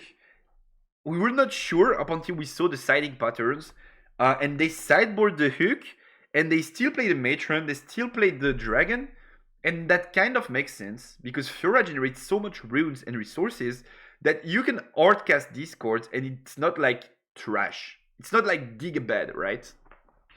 So I don't hate the idea. I feel like for a Hook list, it feels not too bad. Like, you don't play too many cards that you don't want to play if you don't find them off the Hook. compared to set 1 Darius, in which you play cards like Draven, that guy, that if you hit it of anything that's not the hook and you have to play it from hand, like this sucks, right? In this Fiora build, it's a tiny bit better. Your hook cards are fine are fine when played from hand. Aside from that, we're Fiora, so we have to play a lot of units. We have to play the 8 turn 1s lineup. Brocker, Monkey. I think Monkey could be interesting because you can buff Monkey and then you can make it 4 might in the Triforian. Sorry, outside of the Triforian, if you still play the hook in the games in which you don't play Triforian to fish for the 4 might units. But we decided to play Brocker to pay for the power cost, which I don't hate either. Then we have the Rookie and the Unsung, which are the better turn 1s in that deck. I'm 100% convinced Unsung is better. You just need to play a few BFs to crack Unsung. Then that card gets completely out of hand, like drawing 2 when it dies is just completely cracked. Triple First Mate is super good because you can play it off the Matron, which means you can just go like Matron, replay First Mate, ready Matron, trade with Matron, and then for the next turn you have the First Mate body in hand, in base, sorry. So that's kind of as if Matron had the accelerate keyword, which makes her power cost more acceptable. Then Action to steal gears once again is an insane toolbox of the hook. And then the top end is like pretty similar to what we know in Action, Fiora, and Set. But we also added the Harness Dragon, which is pretty good because it has a low might, so you can hit it off the hook, make it pretty valuable. The better interaction to fish for it. Thank you so much for the follow, Infe. Welcome home, brother. The better interaction, in my opinion, to find it is Unsung plus BF. Because Unsung, when it dies while being mighty, you draw 2. And so you can just go BF to Unsung, make it 5 might, find a trade, and then hook, kill Unsung, draw 2, find the dragon, play it, kill another unit, and that's just infinite value, right?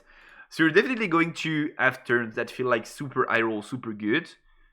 And also turns that probably feel like shit. When you kill something off the hook and you just find like Unsung First Mate to play off the hook, feels bad, right?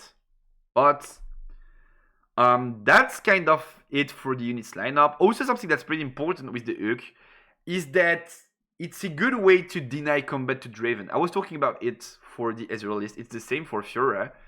Being able to deny combat to Draven in the format is pretty important. Of course, you have the Fiora worthy to do it. But you also have access to the hook, which is like, I get to Triforian, I draw a card, I kill my unit, spawn something in base, and so Draven can't find a combat. Which is pretty good, right? That's a decent interaction. Thank you so much for the follow, Beto. Welcome home, brother. BF, I'm pretty convinced, even if you play a spell list, you have to play BF now. After testing, I did refine my Fiora list. I can show it to you just after that if you want to. And then we have a decent lineup of buffs. Pretty shocked that we don't play 3 off, 3 off. But the problem is with Hook, you definitely have to play more units than in an usual list. Because then, if you don't find a unit off the Hook, like that game is over. You just kill the body to do nothing. So you have to play more units, which means you have to make tough deck building decisions when it comes to spells. But I feel like being able to play a third riposte and a third call would probably be better maybe than playing Death Grip. But that's about it. Also, talking about like cutting on important spells, we cut on the challenge, which is something that I hate. We cut on the sabotage, which is something that I don't love. Obviously, we play the third riposte in the sideboard, but it should probably be in the main board to begin with. And then we have the 3 copies of Salvage, which are just overall good cards in the format. Like, there are so many good gear decks. So that's about it for the lists, like main synergies and dynamics. Most of the toolbox is pretty similar to what Fiora lists do. So I don't feel like we need to talk about this for a while. But if you guys have any questions, feel free to go back to my guide, which is already up on YouTube or whatever, exclamation mark YouTube in the chat if you want to have the links. And I explain pretty much each and every of the synergies of each and every card in this deck. And then battlefields wise, we have Candlelit, which feels surprising to me. I feel when you play Fiora, you kind of have to play at least Sunken and Dreaming, and then the third one is up for debate. I'm personally playing Grove, but Warcamp is decent too, especially with the hook strategy.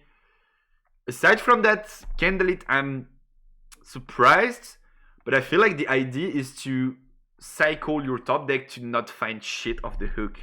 Like, you go get that Conquer, you look at the top deck. If you have good cards, you keep them there. If you don't have good cards, you just like recycle them, and it's basically hook C7 cards, right? Give me a second, I need to move the cat away of the... Yeah, I need to move the cat away of the power button of the computer, else the stream is just going to go black because she's going to turn it off. So yeah, that's probably the idea with Candlelit. Triforian is just overall decent in Fiora, specifically good because of the hook. And then Dreaming Tree is just so good because like you have the grip, you have the punch, you have the blade, you have the riposte, you have the cold glory, you could even play the primal strengths in the sideboard if you want to, you have the challenge in the sideboard. So Tree is just too good of a card in Fiora not to play.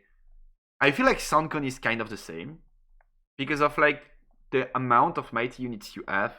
It's basically free draw each and every turn, but they decided not to play it, and we were going to respect that to try and test it. What would you change in this deck? Like, change some units. If I were to make some change without testing the deck, which we're going to... Okay, Cat just steps on the keyboard. I think everything's fine. If I was to make some changes to the deck, like right now, straight up, I would probably cut on the Death Grip, not play Death Grip, play 3 of Riposte, 3 of Call, and then probably cut on 1 BF, or sorry, so it goes down to 2, because most of the time you only need to see 1, and maybe 1 First Mate, because we have the hook to access it to bring in the 2 challenges. That would probably be it. And then we're only cutting 1 unit, so we're not lowering the value of hook too much. That would probably be it. But yeah, that's about it for this list, like main dynamic and ideas. And now what I suggest for like maybe up until the end of the stream, or maybe just for a few games, and then we can play some normal Fiora games. What I suggest is that we jump onto TCG Arena and we try to run that list. And we try to see how it feels and how it performs and what we think about it. So we have both analysis. One of them is like the Ezreal player, tech stuff and all. And the second one is us playing this Fiora. I'm much more of a Fiora expert than I am an Ezreal expert. So I feel like that's going to make more sense on my side of things. Let me just show you my Fiora list, because I feel like some people are going to ask. So let's just show it here, and then I can like just cut that and show it to YouTube too. I imported the list already. This is their list. This is my current Fiora list there. I think we could just do this, right? This view is shit, ain't it? This view is kinda shit, but compared to before, or maybe I can just zoom out. Oh, huh. I can zoom out, but it's not perfect. So I'm still playing. Yeah, we could just do this and you see all of the cards. It's okay. So I still play Fiora worthy in the champion zone, of course. And then like I play all of the good spells. I feel like Sabotage is super important to checkmate Draven in some situations. Gentleman is still up for change. Oh, this is definitely a card that I could see cutting to add in some other stuff. But so far, an extra challenge has felt good to me. And then on the unit side, we pretty much agree on what's strong in the deck. Unsongs, sets, actions, Fioras. I prefer Monkey to Broker because this list just has so many runes. But with the hook and the cost you have to pay, I feel like Broker makes sense. And also, I've added, like, I don't know what's it at the very bottom, but I also added 2 BFs to the main deck. Which feels super good. I think you don't want to play full gears, but having access to BF to make Angsong 5, and so it draws, make Fiora Mighty Perma, Make your lower end units 5 might so you can ramp and trade with them. And just like overall value is just too good. Also, it makes Akshan a better unit when you don't steal because you still have the Weapon Master. So it's pretty good. It's pretty good. This is callable, and this in the sideboard is maybe callable too, but it feels pretty good in control matchups. So far, I've been keeping it in. Let's jump. Do you get unsung value often? Yes, very often now. Now that I've added the BFs, very, very often. Let's jump onto playing that BF list. So if I do this, yup. If I do this, oh, here's just a thing that I need to fix. Yup, perfect. I probably need to make the chat a little smaller. 350 should be it, right? Yup, 350 is perfect. So you guys are on top here, there. Maybe the blue background is not perfect, but when I play, it just makes sense, right? And when there's a cord in the pile too, it should be better. But maybe you guys should be on a black background. Let me update it real fast. Color source, I feel like. Background. Background chat. Alrighty. Can you be smaller? Yup. Pick. Can I pick screen color? Yup. Okay, okay. Okay, okay. And then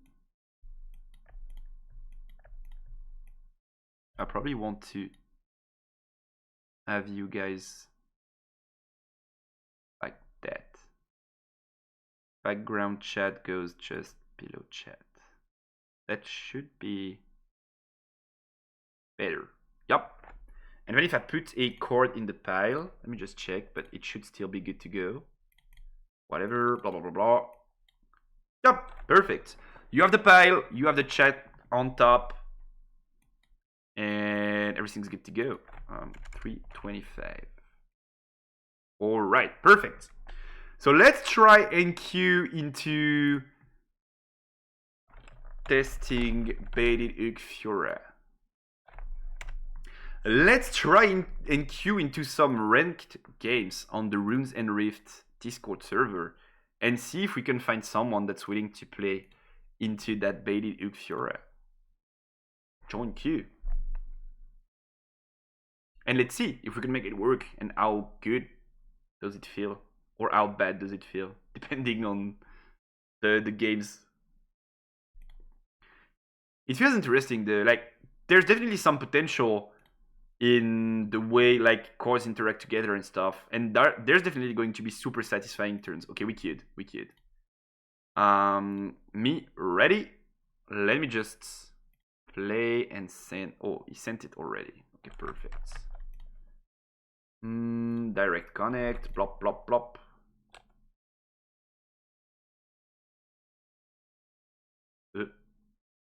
Oh, they diss it.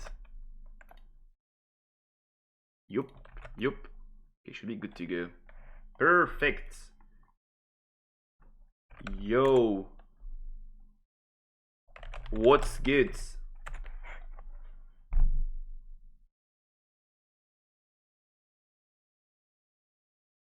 Or they here? Hi. Yup, they are. Is it clean on your end? Yeah, it's kinda clean on your end. It's perfect.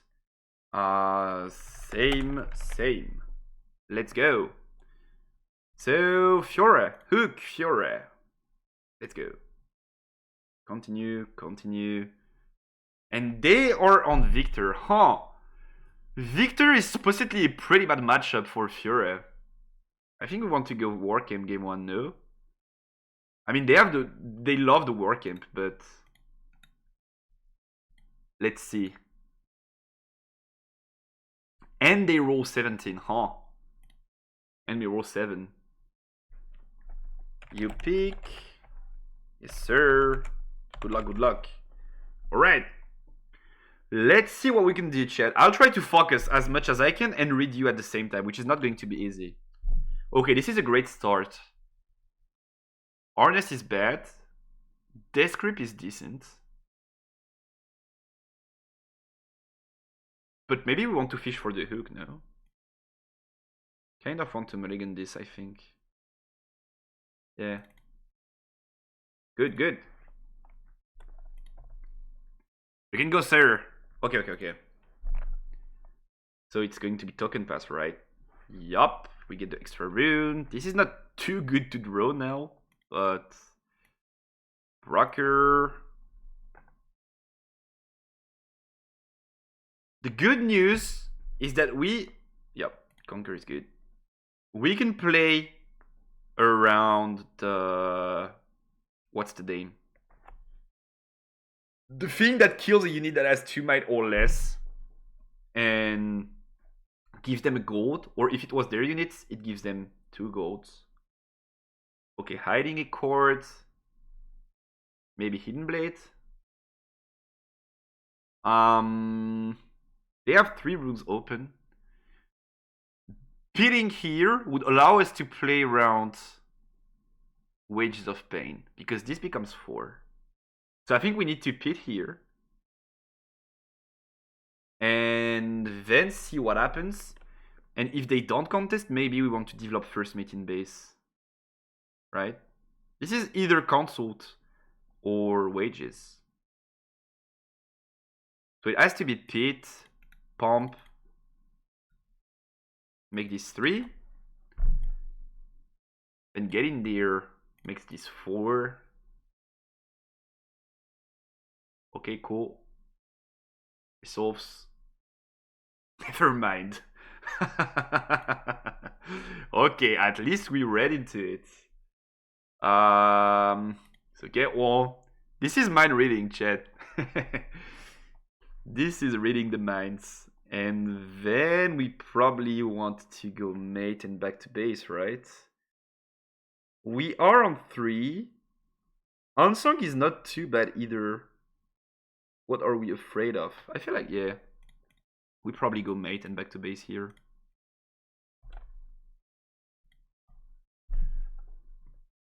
So we know that they have wages. And they have the hold of that shit. And that shit is going to be super hard to retake. But next turn we have a trade in the wages. Probably we want to force it that way. Maybe that's going to help us force some of their runes. Like if they decide to develop something here, token, whatever, and then like they have 4 open, we can just go 4 in 1. Force the wages. They get the gold, whatever, and then we can try and trade here. Oops. Misclick. Yup. Let's see. We have a decent setup. We are kinda missing a pump spell though. But since we have access to the matron and the first mate, we could basically send the mate to find a trade. And if it dies, because like this is wages or whatever, we just have an opportunity to replay it. And kill some stuff, I guess. I don't hate the 18 round. They are completely tapped too. Okay, we definitely need to fight on this turn here. Hide wages here. Okay, they decide not to hide. Oh, we have the hook too. Okay, hook here is probably super good, right? We kind of would want to fish for the dragon, but we can't really though. So now we need to play around that. That could be Hidden Blade. If they give us double draw, I'm up for it. That could also be wages, or that could also be consult. In any case, we can't really play around wages because it's not 3-4, except if we go matron with the first mate, but I think I pretty much don't like it. Let's see. I mean, I have to go first mate to have it available for the matron play though. Let's see. Let's check with the mate. Is it wages? Yep, get your trigger and get your spell because you play only spells in that fucking deck. Oh, it's Brocker. Okay, I love that. I love that, I love that. Okay, they don't get the chords. I like it, I like it. And now they're thinking play it on their own unit. Yeah, I like that. I'm fine with that. I'm definitely fine with that. So they play the token of the blade, they get 2 draws, we get the points, and now we hold on to this. Probably don't want to drop it. And now it's about going for the hook play, right? It has to be. So it's Brocker, so we make value, goes to 4, kill, go to 3, and then it's develop hook, tap 1, recycle 1, kill Brocker. Oh, tap the hook too.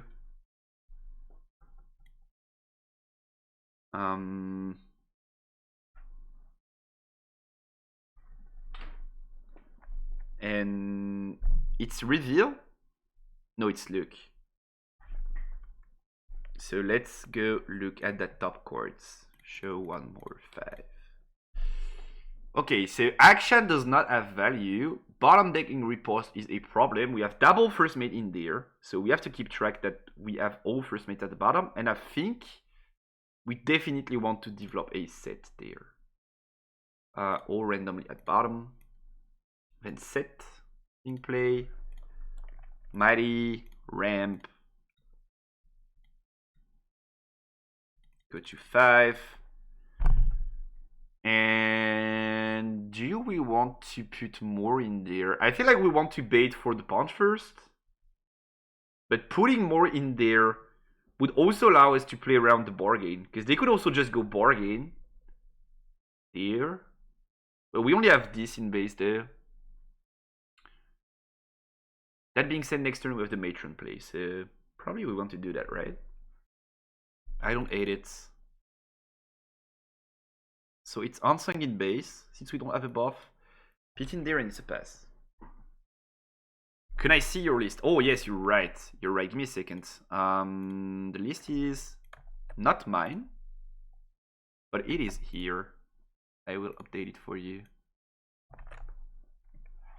Here. Exclamation mark deck. And you can have the list. This is not mine though. This is the list that got second place at the Chinese regionals. So it's definitely the wages play that we were expecting. This goes through. Ain't much I can do. Yo, Silent Knight. How you doing, brother? Ha! They have the blood money too. Okay.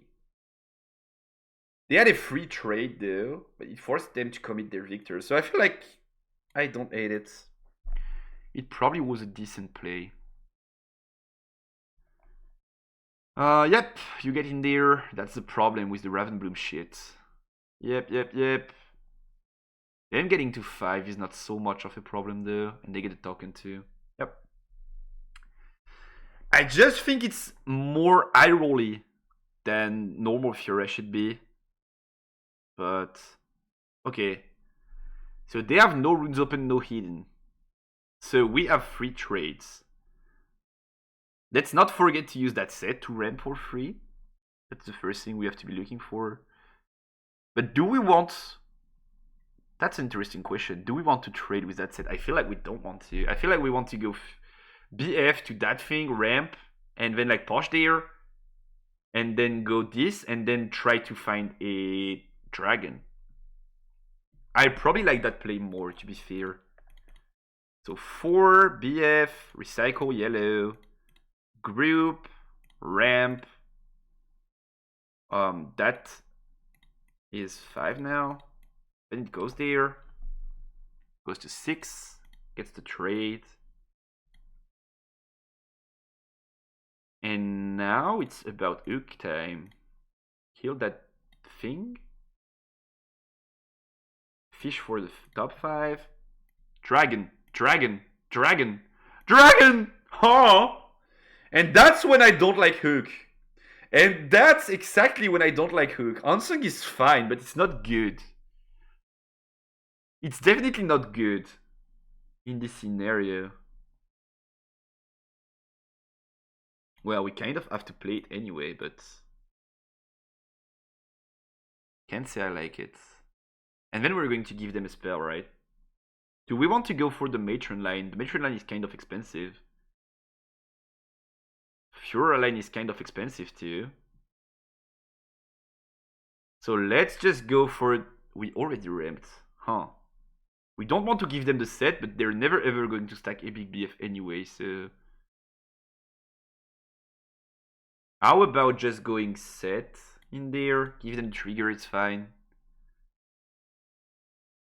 Yup, get that below. They can below this. Do we need to equip? Probably do, right? We get to 5, right? Yep. Get to 5, pay 3. Develop Fiora. BF Unsung. Group. And it's a pass. That's when I don't like Ook, though. That's when I don't like Ook. I think the Chinese version is missing on playing Vanguard Captain plus Rally the troop combo. It's insane into Draven. I think we're missing on some spells, but maybe not these. 6? Trajan? Singus Pingus. Yup. We can replace them with the Matron, which is why I accepted. I kind of wanted to have them use something on the Fiora. To fish for the Matron Fiora play, potentially. Wait. I forgot to draw off the Unsung, right? Oops. Major oopsie. I forgot to draw 2 of the Unsung Death after the hook.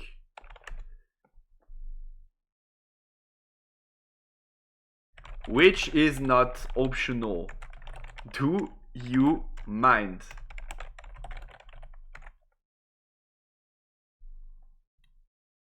Thank you. Alright, they get it. It's K. We did not draw into repost. Would have felt bad to draw into repost, but would have been my fault. This. So now it's definitely trade in that shit because we need to, I feel like. I mean, letting them get to 7 points there is fine too, but we need to get to 6 and set up a hold in that Ravenbloom, I feel like. And we also need to try and fish for the repost, but one of them is at the bottom of the deck. Because we need to be able to counter whatever they play, be it like order, stratagem, blah blah blah. Kinda have to, right? Kinda have to. Yup. Oh, this is pain.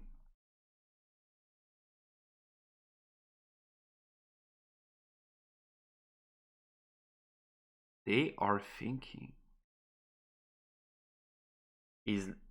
Are they thinking about like stoop and then they play recruits? Because if so, you definitely have to play it, I feel like.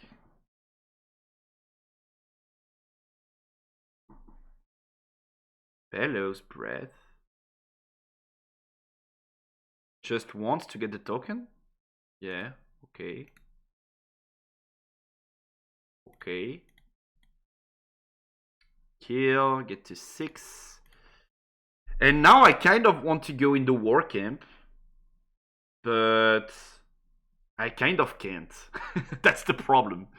Yeah, this is ranked games, fuck. This is ranked games. I feel like getting in there requires for Matron to be dropped, accelerated with the first mate, then get in there with the Matron, and then kill that shit with the hook and see what we hit. That's probably the plan, right? Has to be Matron, Luke, play. Let's play it in there so we keep some sort of a hold potential. Play, Restant Matron, get in there. Get to 7, they can't do anything. Then hook. Tap, recycle. Kill Unsung. Get that. Manage. Bird. Okay, dragon. Okay, chat, dragon. Dragon is good there. Kill that bitch. Unsung this time. Let's not forget. Throw 2. Huh. We don't see the riposte though. Feels bad. And then what do we do with the remaining runes? Oh, by the way, I made Matron Mighty. I should have ramped. That's on me though. But it's okay. We can still trigger it. This. So this is now 3. And then recycle. Group here. 6. Ramp. Pass, right? Has to be pass. It's decent though. It's actually decent. I think the Vic matchup is almost impossible. It feels pretty bad when you don't see the riposte. And that's also one of the reasons I don't like playing only one riposte. Yeah, they're just going to decree. I mean, we have many units, so... But if they have bellows... if they have bellows...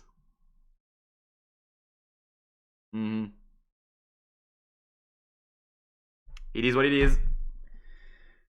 It is what it is. GG's. Game 2. Ain't much y'all can do. And that's why not playing the sabotages and the riposte. Feels bad. This is shit in that matchup.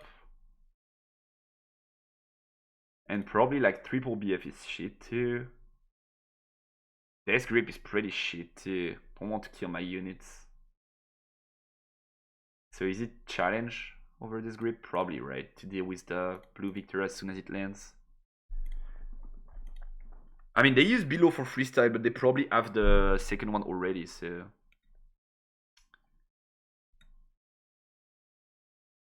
Keep action? I mean, I know that they can play the armory. And they probably do. But I can't really afford to have a useless unit in there. Yeah, to be fair, the Victor control matchup is a pain. Like, I hate facing it. I think... I think we did a great job at reading their play. Like, we basically played around everything. And they just had to... Oh, this is pretty good. This is shit into Victor, though. The rest of it is pretty good. They just had to draw into that decree thingy, and we could not do shit, right? Press space when ready. Action over punch versus prob. I could see it, yeah. I could see it. It's either Ansung or Brocker. But I feel like Ansung is better now. And Brocker is fine later on. Because now we can play around basically everything they could have kept. Okay, Sabotage makes it feel better already. So there's that. Make that shit mighty. 5. Ramp back. Attempt to get in the candlelit. Not much you can do except a Item Blade maybe. But Item Blade gives me 4 draws. So you probably ain't never Item Blade this. I mean, if you want to go for it, but we played around everything else. Is it good to go? Or are you thinking? Huh. You okay?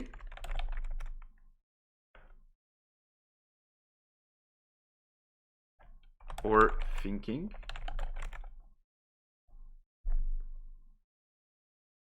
Is he like AFK?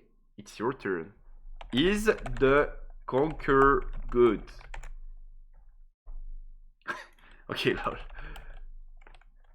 Thank you. Score and then do the. I like the savage. I like the sabotage. I don't hate the call. It would be better than the punch first, but I like the sabotage. I feel like I definitely want to draw into a second sabotage later on.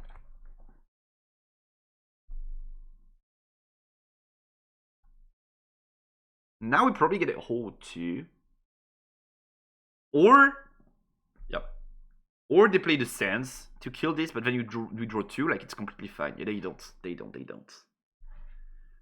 They don't. And now we. Oh, tap it. Yes, sir. Tap it. Don't hide. Oh, they hide. Okay.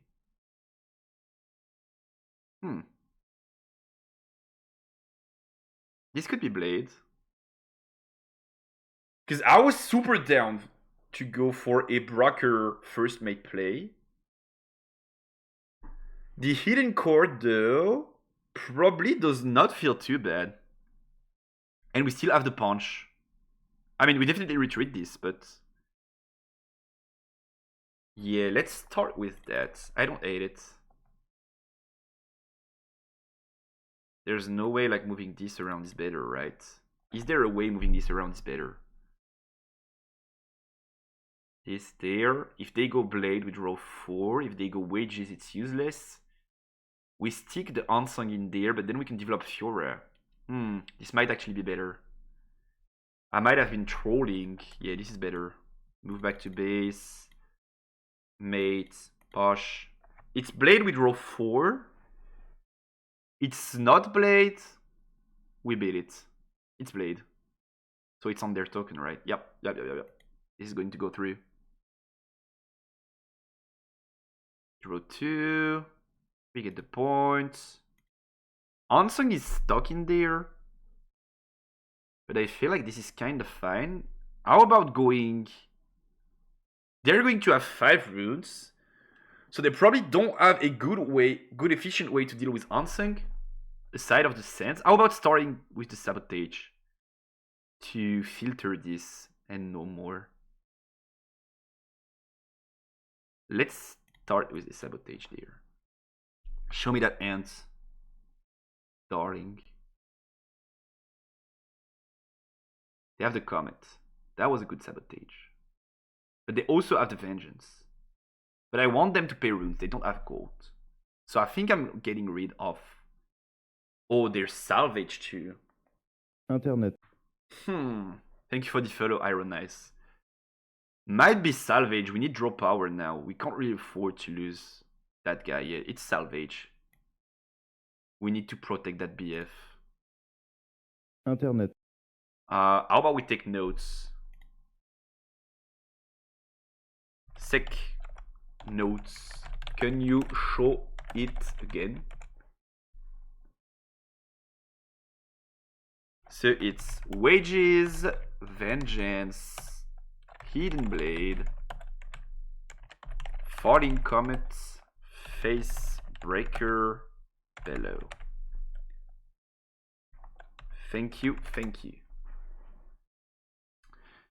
And now it has to be pay 2, go Brocker, and a pass. Let's keep the notes out there. Thank you for the photos, guys. Thank you, Sensi, too.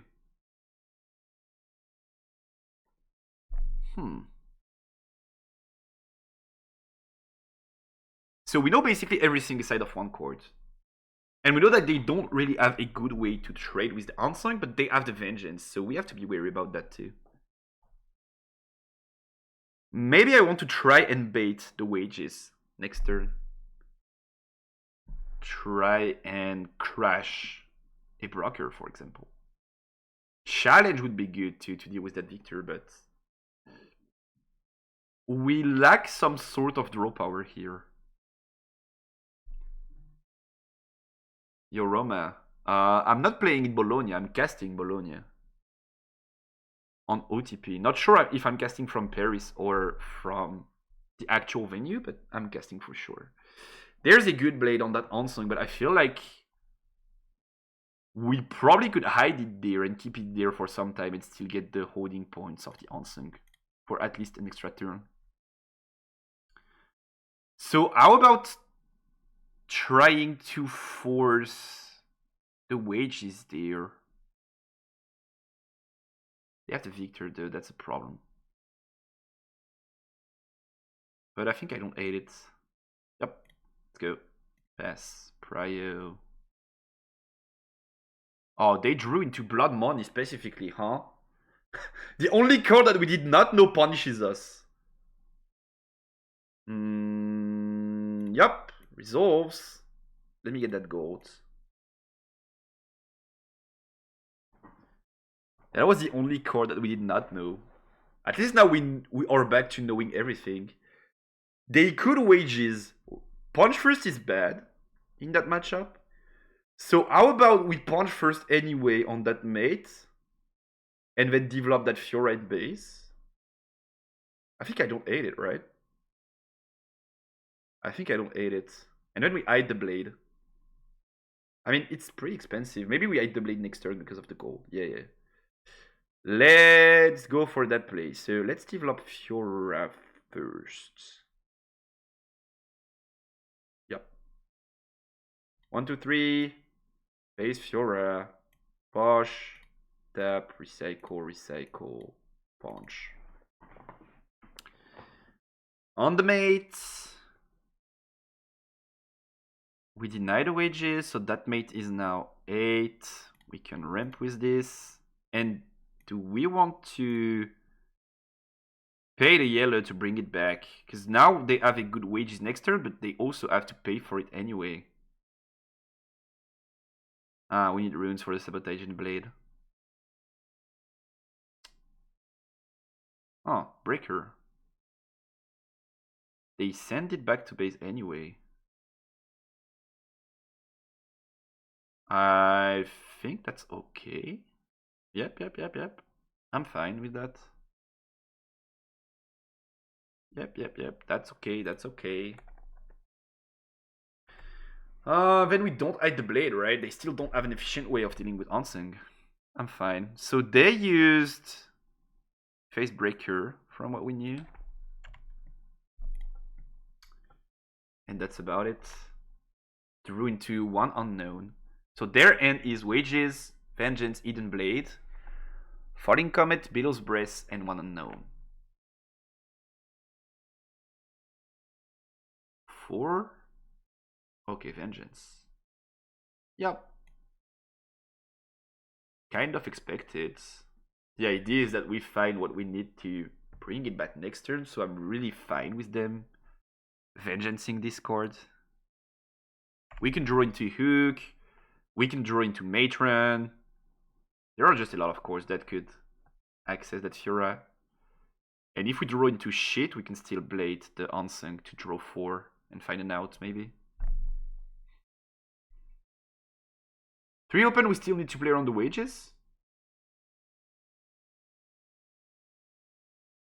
Also, I really don't want to Blade my Unsung as long as they don't use a spell to remove it. But feels like they don't want to, which is a bit of a problem. Hit a chord, okay. So that's probably wages, right? That's probably wages. Do we want to crash into it? Most likely not. But I think like we have to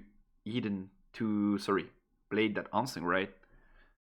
Then they have hidden this, they have the tokens. It's just got too much value for them though. Wages is probably the Eden chord, and then their end is Eden Blade, Falling Comet, Billow's Breath, and an unknown chords. If we Blade that Unsung though, We could equip the BF to play around the wages.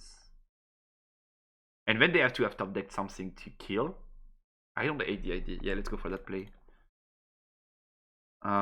Discord the goal. Oops.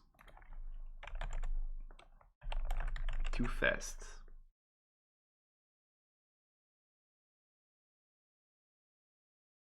So this is kill this. Yep. And then 1, 2, 3, 4. Okay, we have the matron. So we can bring back the Fiora if needed. Now let's pay the yellow. Group with that. Make it 6. Ramp back. Posh. What do you do? We still don't see the hook though, but... Is it a blade there?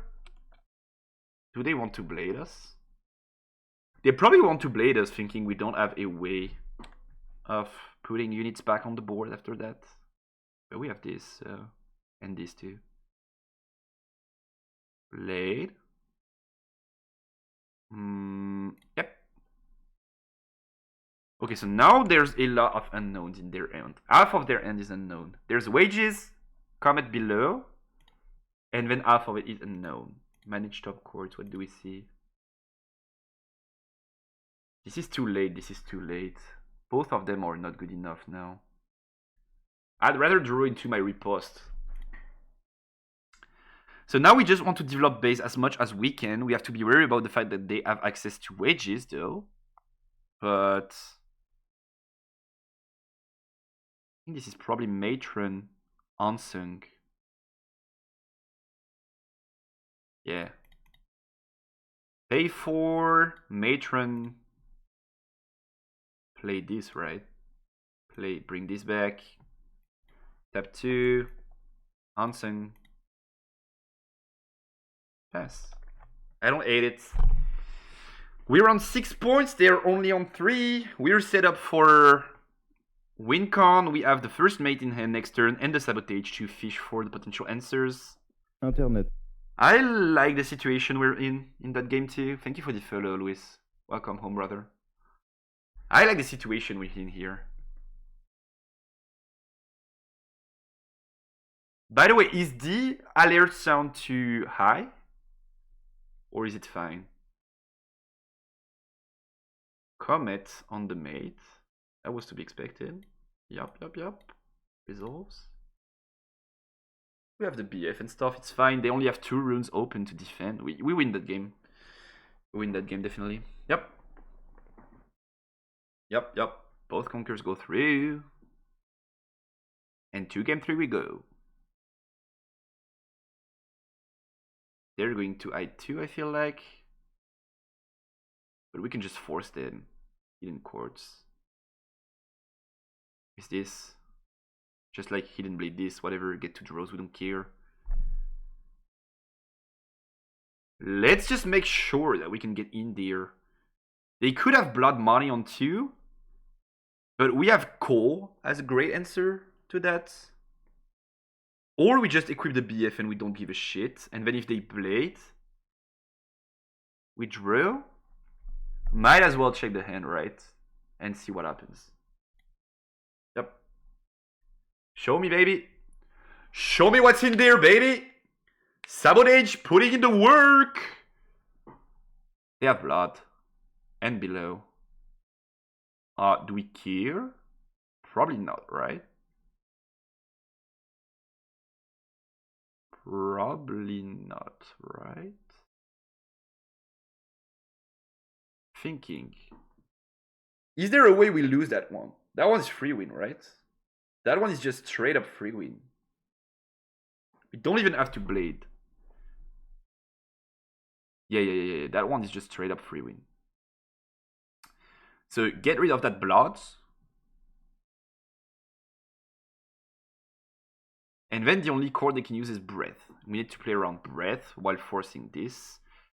This is most likely wages. They did not use it. This is 100% wages. We knew it was in their hand and they did not use it. So how about we try and bait wages with Unsung BF? Or Matron just baits this straight. And then we just have to send one at a time in this game. Yeah, that's better. Let's group this. Make Matron 7. Ramperoon. Matron is now 7. So we play around wages. It's over anyway. Yup, it is. Just need to make sure we don't throw that one so we can have a clean game 3. But yep, it is. GG's game 2. GG's. Okay, we played clean. To be fair, we played clean both games, I feel like. And they just add the nuts. Game 1. Ain't much we can do about it. Hook did not put in work though, but... Oh, this is going out of the deck, definitely. Do we want to have Dragon in there? I mean, Dragon is not too bad.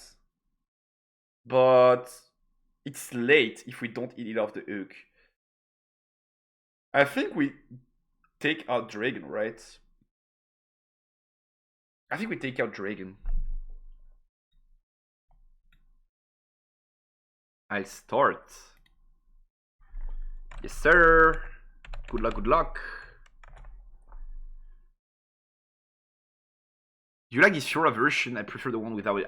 I think I prefer the one without the hook too, but I might be slightly biased. I feel like, weirdly enough, I kind of want to keep the Matrons. Because these are free bodies that we will need in the mid game. I don't want to side out Punch first because of the Dreaming Tree. Kind of want to keep them. Let's go for that. Feels bad, right? Oh, yeah. Good to go, sir. Yup. Drawing into riposte feels good. First riposte of the best of 3. Comes in handy though. We have double tree, by the way. Glad I did not take out that Punch first. So is it Fiora there? Fiora is better than Unsung in a lot of aspects. In this scenario. And we have the Matrons to bring it back. So let's bring out Fiora. Bait them to use cords to get rid of it because like, oh, this Fiora is so important. And then bring it back with the Matron. Yup. You get that hold, sir. That conquer, sorry. They could stack here. If they have wages. Ah, we're thinking now.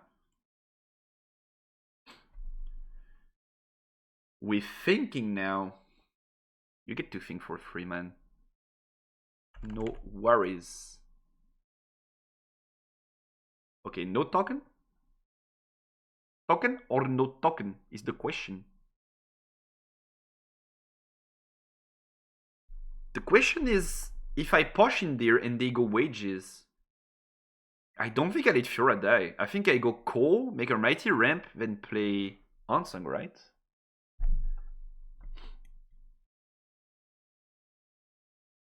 Yup. I'm reading your mind, baby. Yup. You're like an open book to me. Counter 6. Ramp. Draw. Do we want to spend the yellow rune to bring it back? We might want to. Thinking. We might want to. I think we want to, right? Yeah, we definitely want to. Up we go. Perfect. And then it's bring back Fiora, tap 2, Unsung, pass. Set top deck, I believe. Why would we need set though? Set is pretty bad in this matchup, unfortunately. Score 1 point. Oh, you're right. The point. You're right, the point. That was a pretty good turn. We don't T-ramp. We break their turn. And we get a lot of value from it. Vengeance. Yup. Yes, sir. You want to get rid of that Fiora so I can bring it back, huh? Yes, sir. That's what I'm talking about. Yup. You go. Good to go. These free trades. These free trades, guys. These free trades. Matron feels weirdly good in this matchup. Like, too good to be true, actually. Do we want to Matron now? We probably want to, right? Like, this just gives us so much board.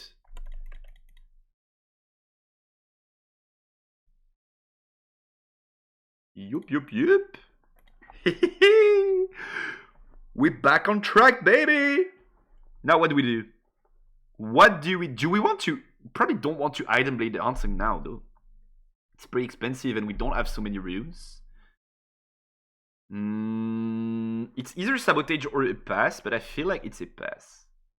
And if we want to punch first, yeah, it's pass. And if we have to punch first, we can just punch first the Unsunk and ramp, so it's only one. I don't hate it. Yup, you get that conk. Yeah, Matron feels weirdly good. Maybe I'm siding Matrons for the Victor matchup, guys. Maybe I'm considering siding Matrons instead of the Evangel. Have 2 blood. You go, King. You go. Yeah. You get that trade. I'm fine with that. 4, it's Victor. Oh no, it's not. It's Vengeance. Do we care? We don't, right? We have the Matron once again. I feel like we just don't give a shit. And then next turn, if they commit onto bigger plays, we have all of the stuff ready. Yep. I love that. They are just using cores to do nothing. Give me that trade now. Gimme. You get the gold, I get the points. And now is when we need to think. Matron. Play Fiora. We could either first mate and get ahead of the curve, which is super important because we get to 4. But then what happens if they have Singularity? Is what I'm wondering. Probably we don't care too much, right?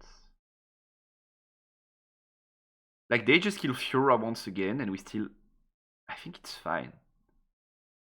I think getting ahead on the curve is too important to miss on here.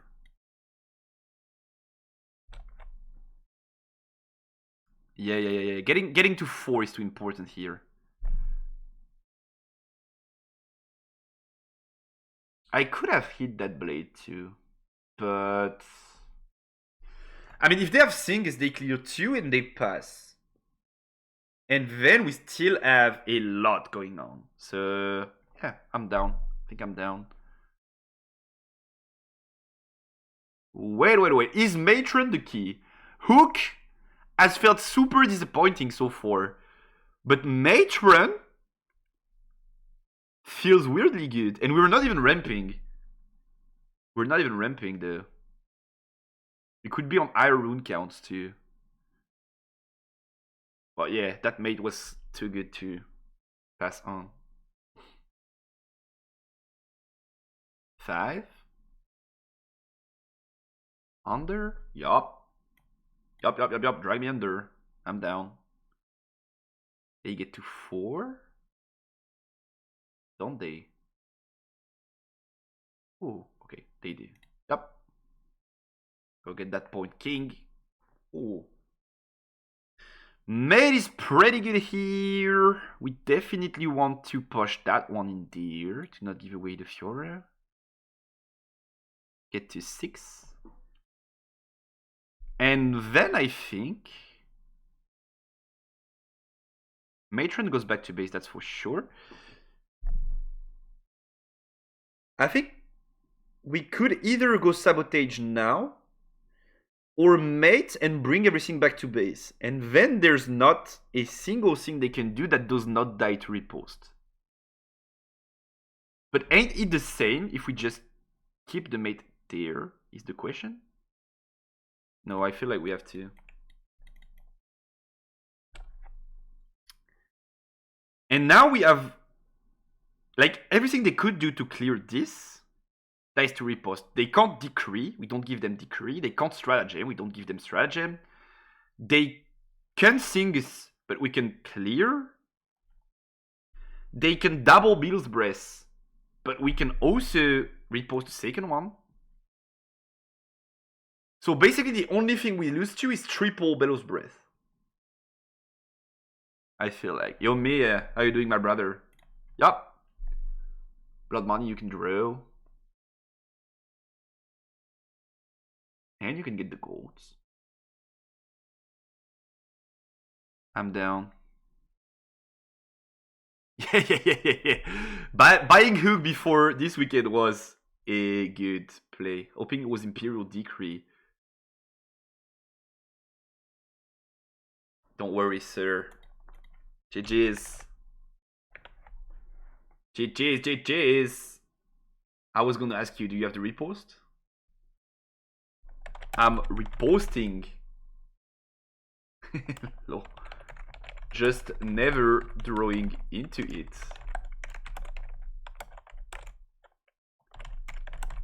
But definitely reposting. GG's. Was a nice set. And we won into Victor. Actually, Matron MVP. And I'm not even kidding. What time is it? Do you guys want to queue for another one?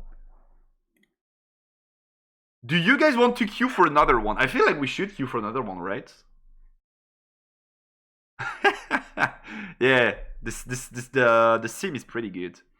I did do a bit of rearranging the stuff to make this clearer for you guys.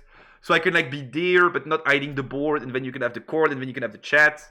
But there's so much hype behind Hook, but I'm not even sure it's so good. Check this game, for example, he's playing Hook deck and winning without it. Yeah. I think I've said it before, I say it again. I think Hook is a bait, in my opinion. I think Hook is just casino. Sometimes feels good, sometimes feels bad. In this best of 3, Hook was not good. Like when we played the Hook, we found nothing but small units. It was pretty bad. Emo. We could have done the exact same thing without the Hook. It would have been the exact same. Emo. Let's queue for another one.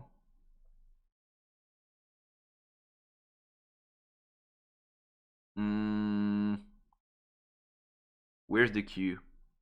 Me Dumbo? Okay, queue is here. Let's just queue for another game. Maybe we give Ook another chance.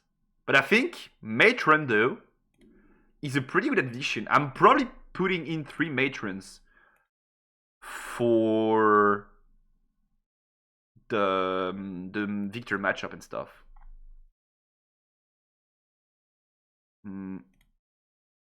Ready up? Yup, me ready. High code.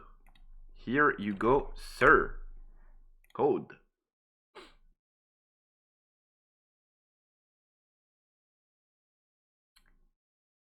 I think it's partly because of matchup set is really bad Hook. Action also, and dragons only target Victor. It probably is partly because of the matchup. I would agree with that. But I just think overall Hook is not a super good chord. It's pretty expensive and pretty unsure it gives good feedback. Oh, his mat is so cool.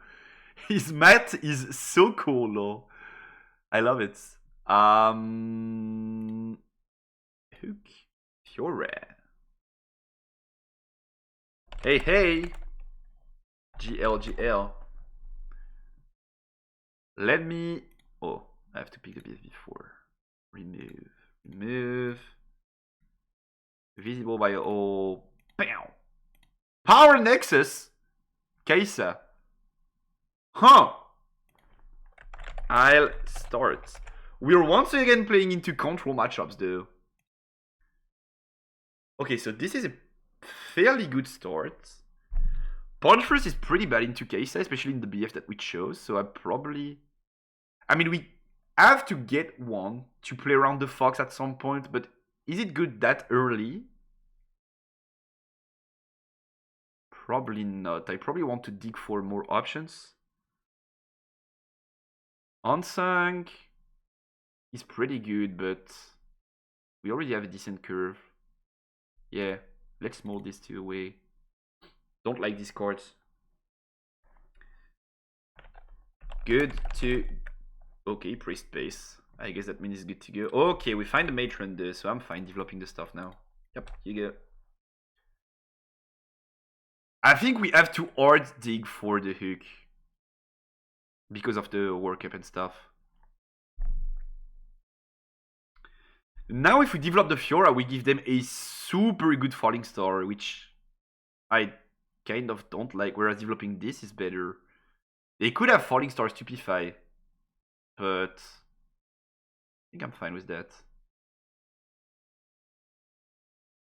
Go get that point. Now 3. Is it ever Fiora in the BF? It might be Fiora in the BF actually, right? Because then Fiora has shield deflect ganking. They can't do anything. They can Kaisa in there, but then we have the ganking next turn. Yes, it's always Fiora in the BF, I feel like. Completely denies the star stupefy.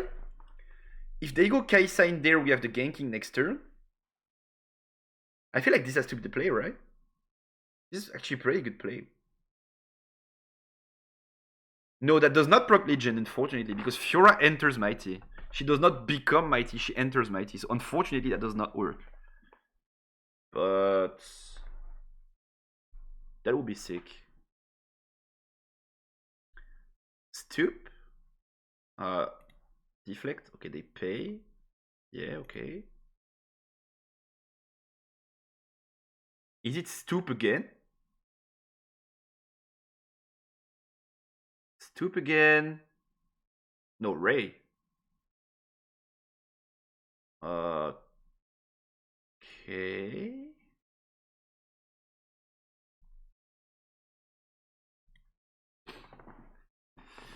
And it's a 5-in-4 trade because they have used 2 spells. Okay. I'm fine with that.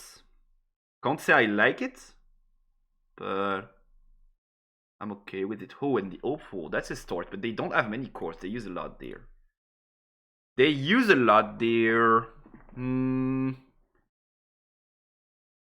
Is it ever bring back Fiora? It probably ain't. Is it ever unsung? Trade with that. It probably ain't. I just don't want to give them the absolute falling star. But maybe we want to give them the falling star so next turn we can go for matron. That would actually make a lot of sense.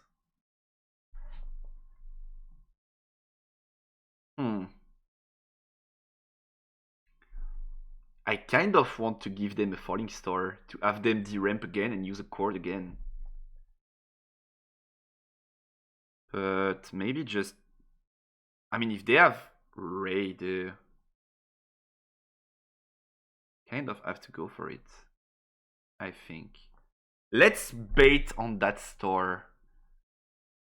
If they have another spell, we're fine having Fiora die. Yeah, I think that's the play. Only because we have Matron, right?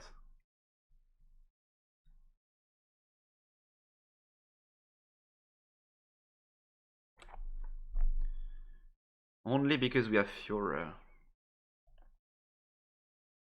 We don't make her mighty, unfortunately, so we can't untap her, but it's fine. Like, they can just trade into it, and then we can just Matron. They found a good trade, though. It could have been an easier game, but... yeah, this is good to go. Okay, so no accelerate, okay. And pass it. We find the hook. Okay. Okay, we find the hook. So... how do we want to play that one? I just fucking hate Death Grip as my only buff in hand. Like, why are we not playing a third Call to Glory and are we playing this shit? Like, huh. So, if we conquer, we want to try and get to 4. They are completely tapped. I kind of want to deal with that Hopeful. That would mean going Matron, then first mate, keeping a rune open for the punch first. But we are committing Giga Arge into the Rain. Which, I mean, if you're playing Kaisa in this format and you're running Rain game 1, you're probably trolling the... So how about that? I don't hate that play. 1, 2, 3, 4. Pay, Matron. Play Fiora from base. From trash, sorry. And then is it first make Matron trade in there? Or is it something Death Grip? It's never Death Grip, right? It's never Death Grip. Death Grip just feels too bad. We could also go Conquer with that first mate and then hook it, which could also be a decent play. Then we can find a set. Yeah, it's probably the better play, right? Let's get in there. Let's give it a try. 3, Conquer, 1, 2, 3. Hook in base. Hit tap. Discard the power. Pay the rune. Kill that guy. Fish. This is bad. The fact that we get to bottom deck these two is bad, but... Aside from that, I'm fine with that play. I'm okay-ish. I don't love it, but I'm okay-ish. I don't love it because I have to play that card and rely on the fact that I hit something decent. Which happened, but it's not like gig great either, right? Yeah, you get a double conquer, it's fine, you get the gold, you get the draw. That gives me a good trade next turn, potentially, though. Oh, don't be Rain. Nah, they play Rain! They play main deck Rain! Bro! What the fuck? Yeah, you win that game, GG's! How do you do it to Aurelia, though? Ah! Your deck is shit! Maybe we can find a comeback angle, though. Let's try and find a comeback angle. Oh, I called it! I called it, but they win because their deck is shit.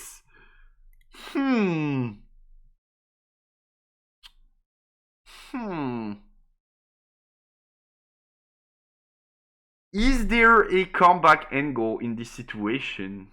Probably not, right? It's unsung in Kaisa trades.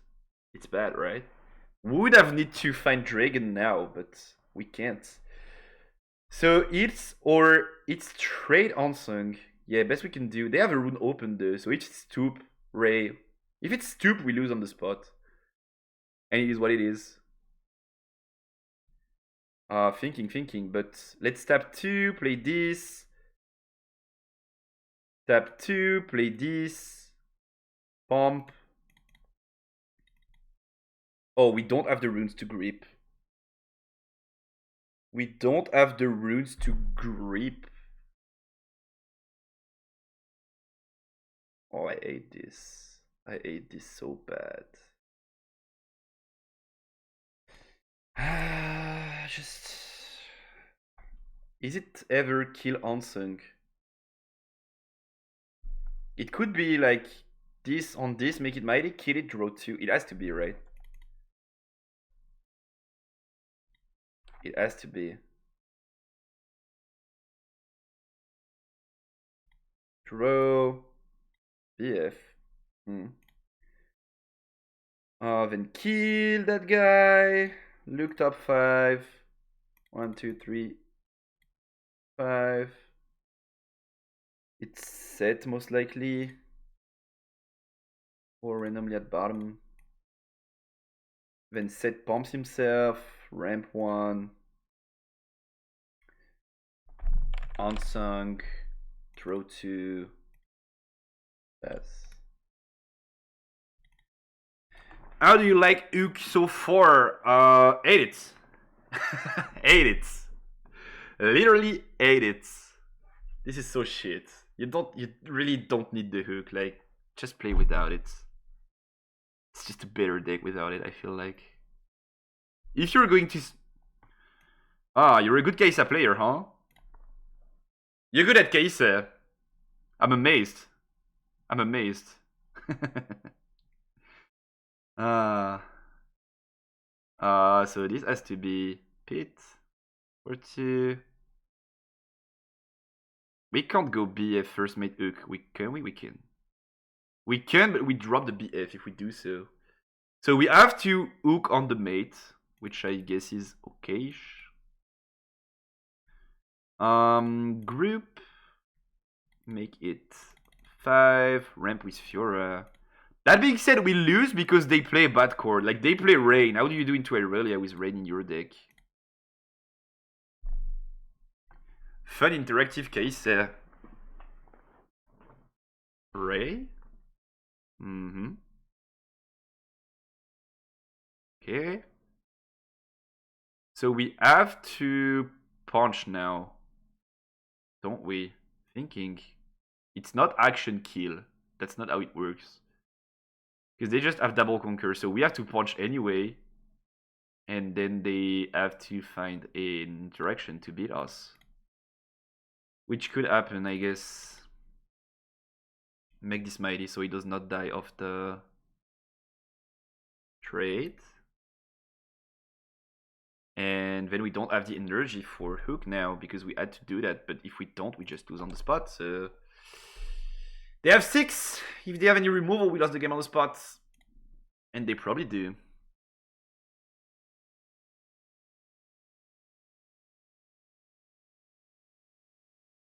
Yup. GG. Do they have 8? Yup. GG's. Game 2. And that, chat, that is why you play Sabotage and Riposte 3 off in the main. Like, that is literally the reason why you have to play Sabotage and Riposte in the main instead of that shit. Because when you tag into spells decks, if you don't draw into Riposte and they just eye roll you, GG's. Just lost the game on the spot. Hidden Blade. We probably don't want to see too much off. Salvage probably does not make sense. So we played War Camp and we lost into Kaisa, which is bad. I'll start. Good luck, have fun.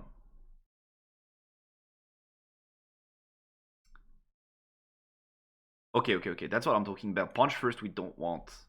Fiora is pretty good on curve. We probably need a turn 1 play. Don't we? I don't want to mulligan any of these. But maybe we need to get rid of one because we have the Sabotages too. Yeah.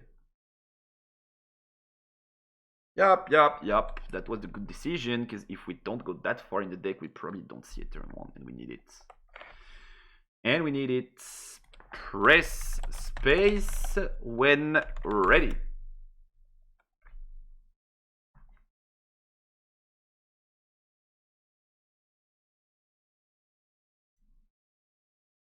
Pit pass.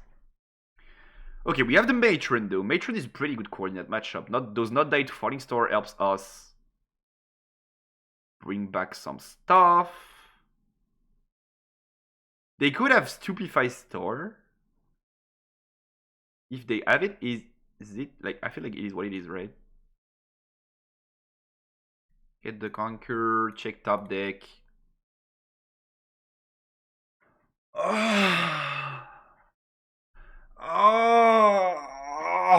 Baited Ook. Fuck you!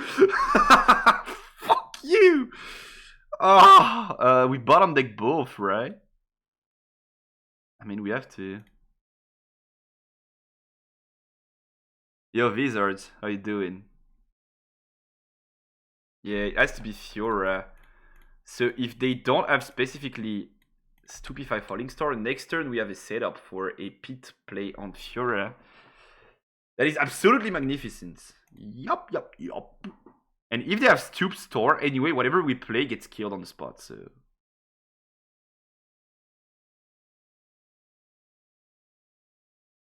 Ah. Uh-huh. Okay, I did not expect that one, but that is on me, though. That one is on me, though. Not going to crash out on that one. That one is on me. I should have played around that. I forgot Discord exists. To be 100% real with you guys. Okay, so that has to be action. Oops. Play 2, pay 2, pit, pump it, ramp, pass.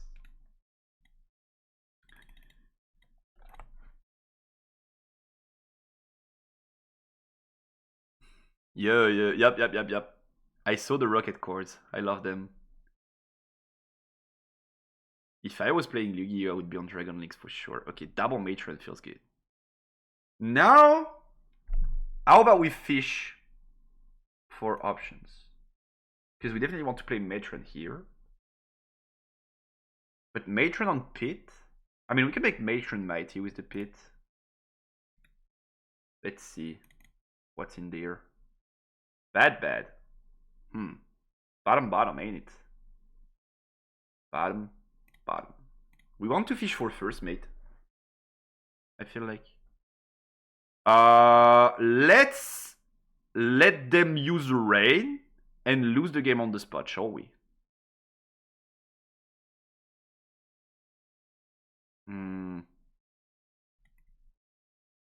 So it's Matron, recycle 2, bring back pit, play pit, buff Matron, 2, 3, 4, 5, ramp with Fiora. Let's just let them rain and lose on the spot. Oops. Ansung. Or Fiora. Oh, it's most likely Ansung, right? Pass. Go for it, buddy! Rain! Go for it. I'm waiting for you. Yup. That goes through.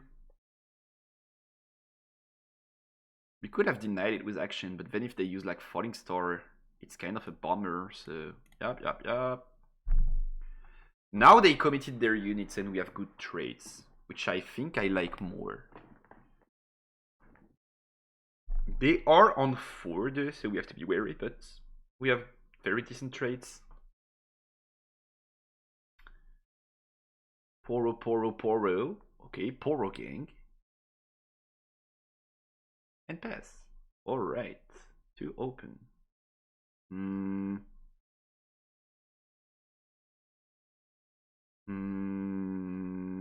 Let's start with that, I guess. See what we can fish. Maybe this is going to warp our next plays. Yup. Show me. Oh, this I want. This I don't hate. I think I want both. But I can't draw into both though. I think first mate is more needed than blade, ain't it? But maybe we need some sort of removal at some point. Let's put blade to the bottom and keep that here. And now what can they do? They can do double stoop, which feels bad, but I don't want to give them the body, so let's just go with action. I kind of don't want to repost double stoop though. Ray, I'm down. I'm super down to get a trade there. Yup. I'm really down to get a trade there. Then it has to be Posh Ansung. Get to 4. Oh, they could potentially Ray. Get to 4. 1, 2, 3. 1, 2, 3, 4. Look! I'm dumb! I'm dumb. I overcommitted into rain. No. No, I'm dumb. Oh no, chat. Chat, I overcommitted. Ah, Fox. I can't repost that, unfortunately. I mean, they have to Fox now, though. Yep. And now we need something to beat that Fox next turn. Yep. Get that gold. This is down to 2, by the way.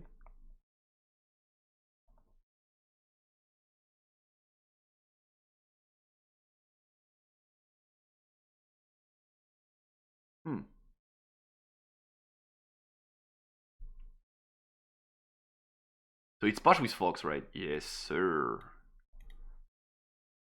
And now we need to find some sort of line. We know we draw into mate. We don't have a buff. We could have had Blade to deal with that Fox, though, but it wasn't even good. Like, we give them 2 cards and they are ahead. It's not as in, like, we're closing the game.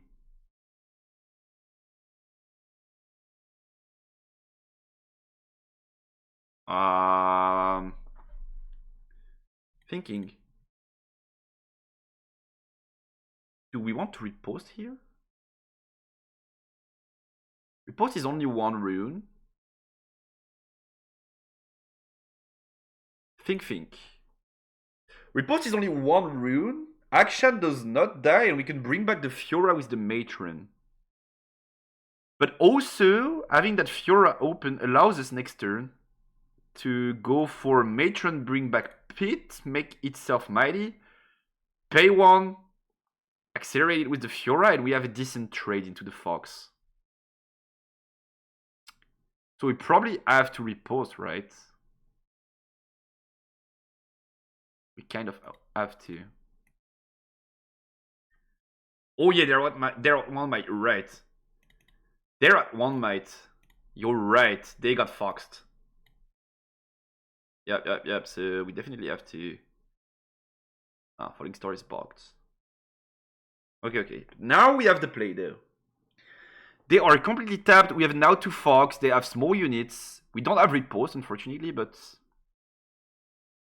we have the play there. So is there a reason to send Fiora there? It's definitely 1, 2, 3, 4. Pay 4. Play Pit. Pump Matron. Ramp 1. Recycle 1. Make Matron ready. That play is guaranteed. Automatic. Now it's probably action and stuff in there. First mate out of it? Has to be, right? They can only kill 1. Matron, of course. Yup, that is going through. Get to 5. Top chords. When do I cut this card out of my deck, by the way? When do I cut this card out of my fucking deck, by the way? Bottom 2, right? We don't want that.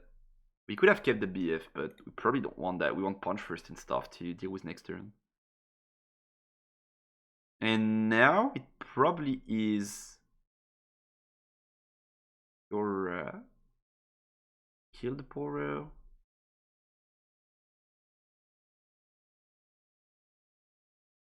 Get to 6. And then if they have Fox, we lose on the spot. If they have Rain, we lose on the spot. It is what it is. They used 1. You go, sir. That's decent. That's not good, but that's decent. Yup. I mean, we can't do better anyway. It's not as in we have a billion options. Huh. 5, yup. And the gold. Yes, sir. This is... Oh, Cleave. GG's. It is what it is. Darius Cleave in 3 chords in ends. This is more than... This is less than 10, right? GG's. GG's, GG's. Jeez. Classic Kalista stuff. Yeah, they win because they play bad cards, but at the same time, this deck list is so shit. Nah. I mean, I could say it into Draven and stuff, but into the field, this list is so shit. Let's play a normal Fiora game to rinse off the hook abuse. Let me just update the sideboard though, because I really love the Matron in the control matchups. I should probably find something else. Matron. Maybe we could even play some Matrons in the main deck, I feel like, but how about we play one Matron on top of a duo? Spectral Matron.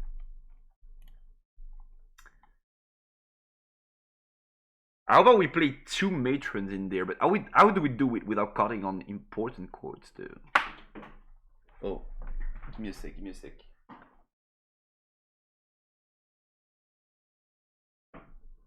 Kitty Cat is trying to turn off the computer because she wants me to stop streaming, but hey, I ain't stopping. I don't want to cut on all of these chords. I do love the two primal trances. If it's a unit we have to get rid of, it's probably Fiora, right?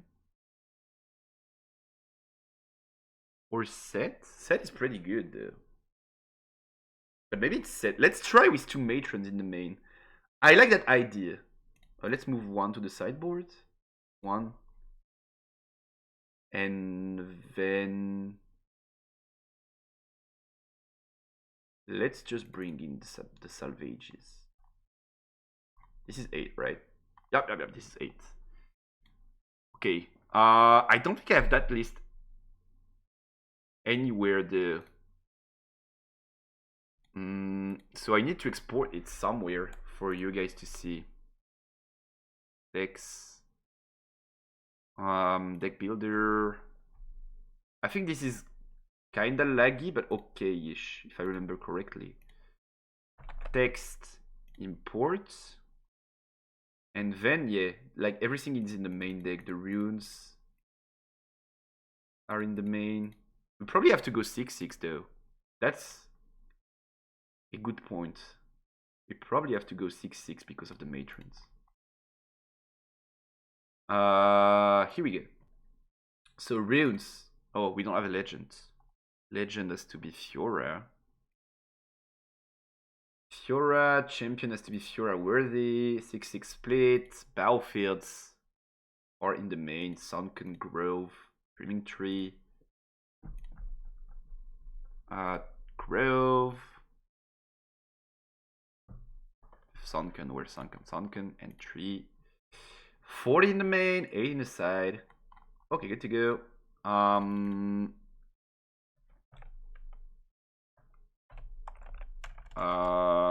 Playlist Fiora. Let's just call it that way. And make it private, but you guys can still see it if you have access to the link. And when I just updated there. Great. So you can go exclamation mark deck if you want the list. Let's queue a last game. Let me just clear this, and this. What time is it? It's fine. I have a meeting at like 10 a.m. We queued instantly. Okay, perfect. Let's go. Let's go. Here you go, sir. Yeah. Here you go, sir. I just bought the Jinx player deck and super excited to get into Rebound. Rebound is so cool. Welcome home. That game is super giga sick. Hey yo.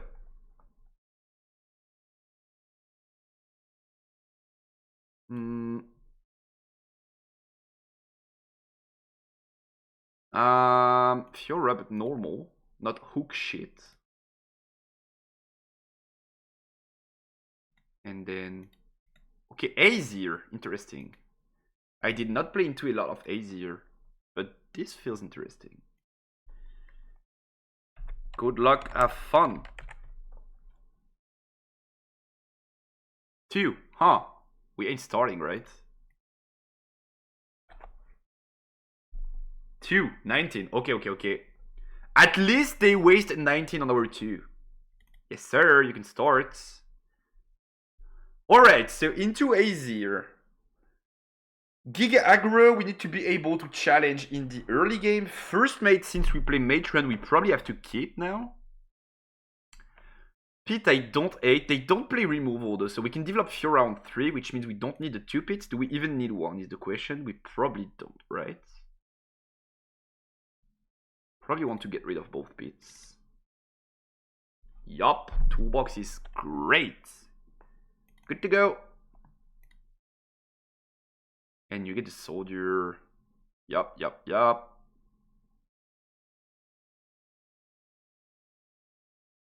Yeah, that's definitely develop Fiora. And then we kind of want them to commit to the board, and then we can just go BF on Fiora, trade that shit. Ideally, they go into Sunken. Because they don't want to be forced not to move.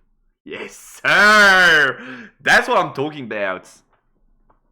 Nope. I play Fiora worthy all the time. Never ever play anything else.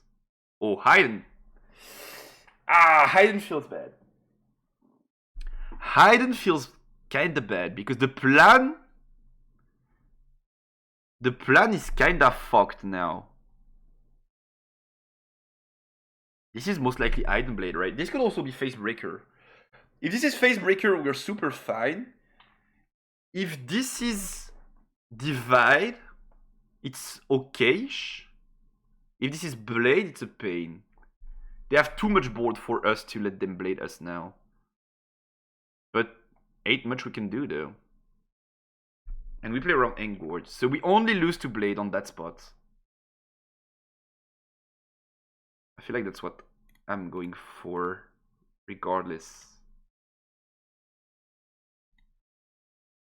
And if they blade us here... I mean, if they don't blade us, sorry. We can trigger the Sunken. Gwards!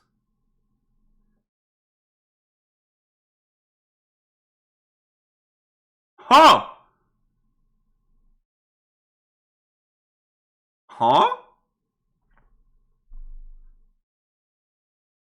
Well, this is similar to the blade problem. Thinking now, if we have punch first though, they straight up lose on the spot. Like, they don't give a fuck. That play was so aggressive just to go for Gwards. Hidden Blade kills us, but I feel like this is a misplay if we have punch first, but we don't have it, so they don't get punished. That Fiora is dead. Now the question is... We probably want to keep this, not let them spawn infinite minions. And then this is just going to go back to normal because of the brutalizer. So let's just kill this.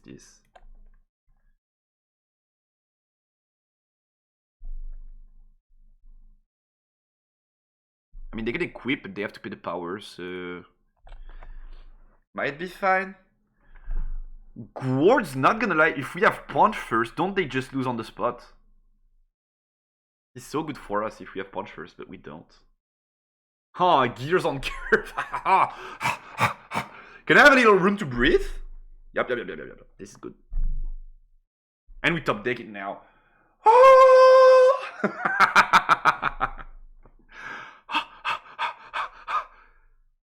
It's fine. It's fine, chat. It's fine. Win there.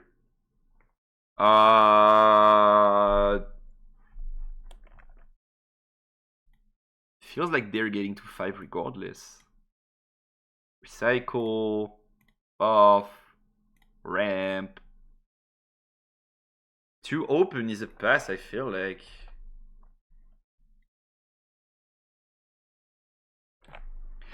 And we draw into it now.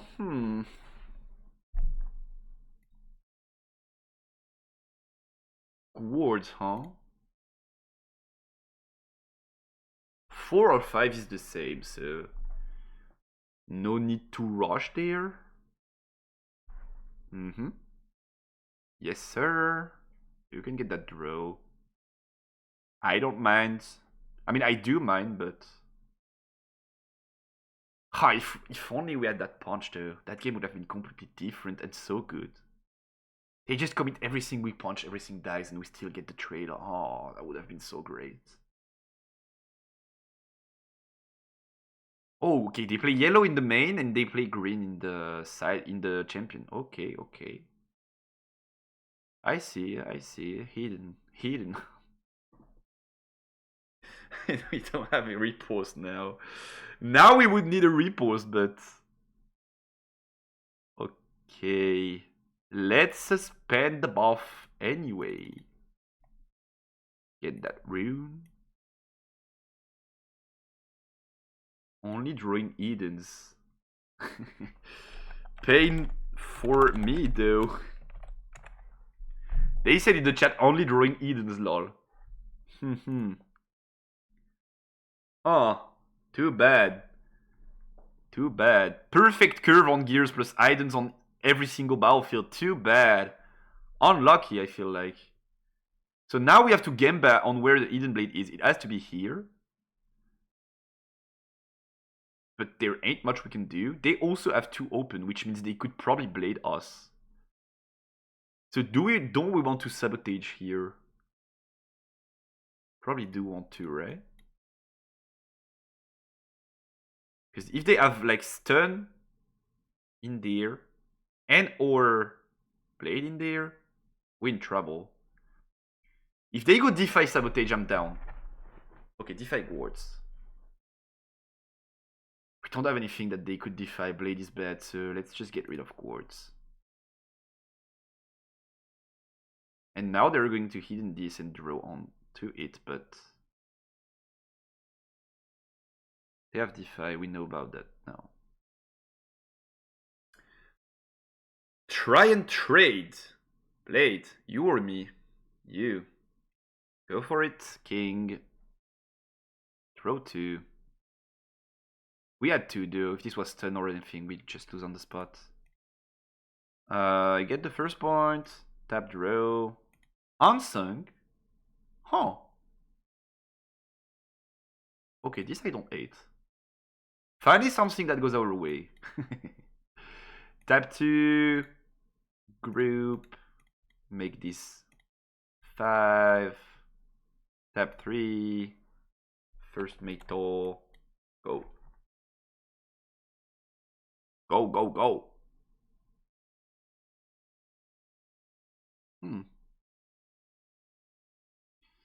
We know they have D5 for the blade, but do we care? Probably don't, right? Guards was more of a problem, maybe. For turn, like not the next one, but the one after that. When they either have to pull double conquer or find an out. What's that? Blade?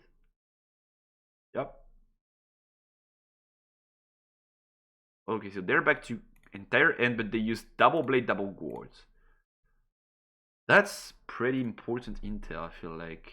Do we want to hide something with that unsung? Maybe I want to hide that blade with that unsung, but it's not super valuable. It's not giga valuable.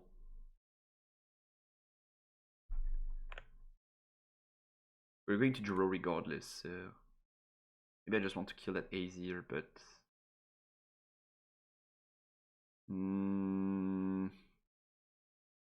Maybe I just want to get rid of that Azier.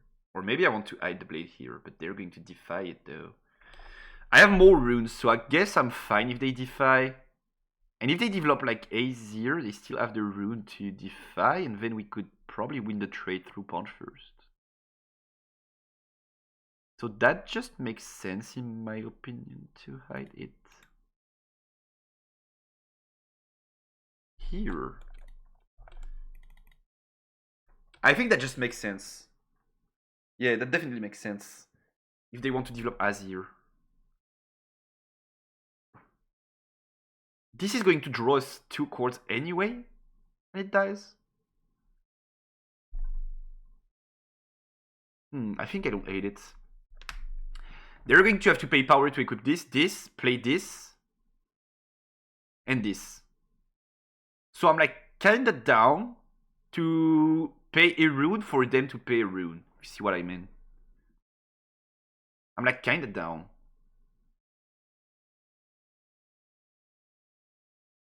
Because we have more runes. Yeah, it's okay. It's okay, you can think.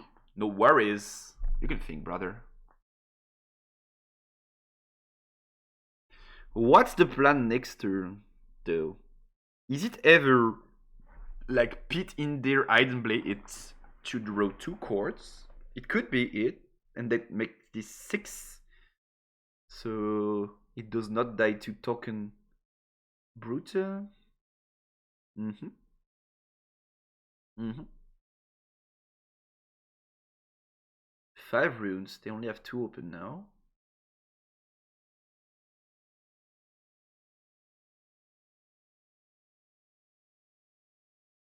So this guy is 5. This guy is 3. This guy is 4. Technically they have 12.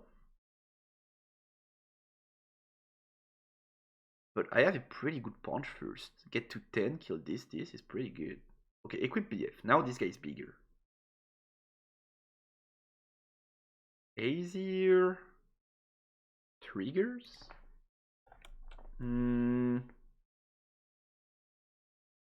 Nope. Resolves. What do you want to move here, my G? Everything, huh? Everything. Okay, so now it's thinking time. This 10 clears this, which is pretty good. But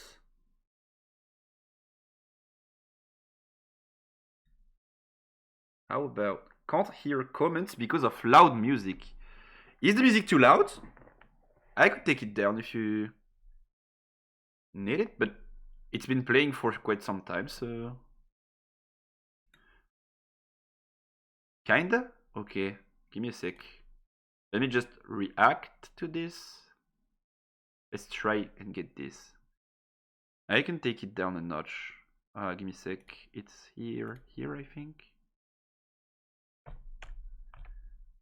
Yep, should be better. Let me know if I need to. Yep, this file goes through. And now we have a fairly decent trade killing both of these. And they use the rune, so they can't hide and blade, they can't stun. Now, let's go. Punch. Target set.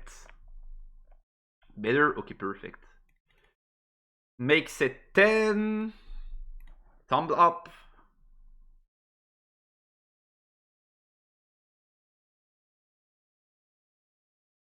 Is it pass on their side? Must be right. Are we passing, my G? Good to go. This.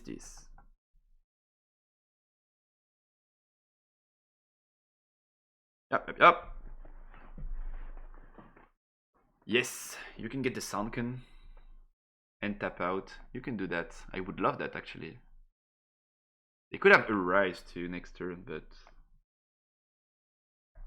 we could also draw into an out, because we're going to conquer with the BF and the mate. We are going to be on 7 runes. Ah! Come on now! Come on now! Stop hiding stuff! This is getting boring. This is getting problematic.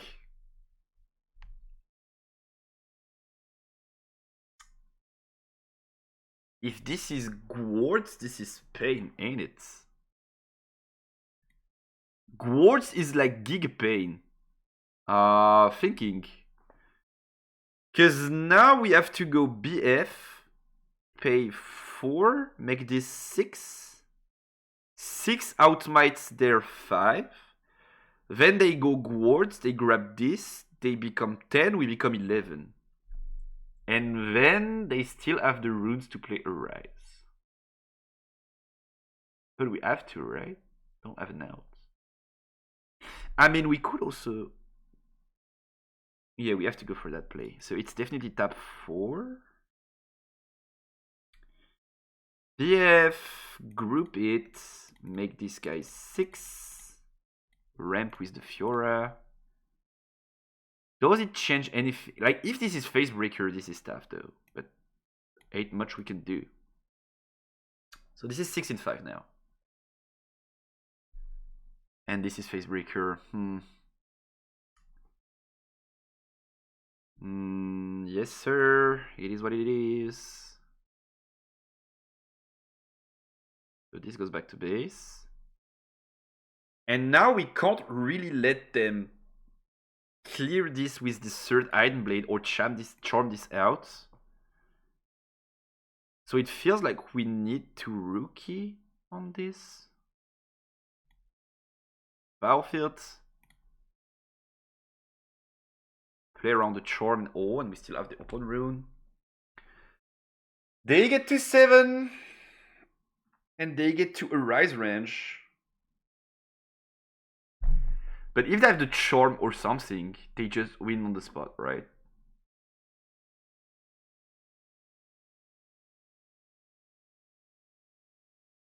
Like they just go...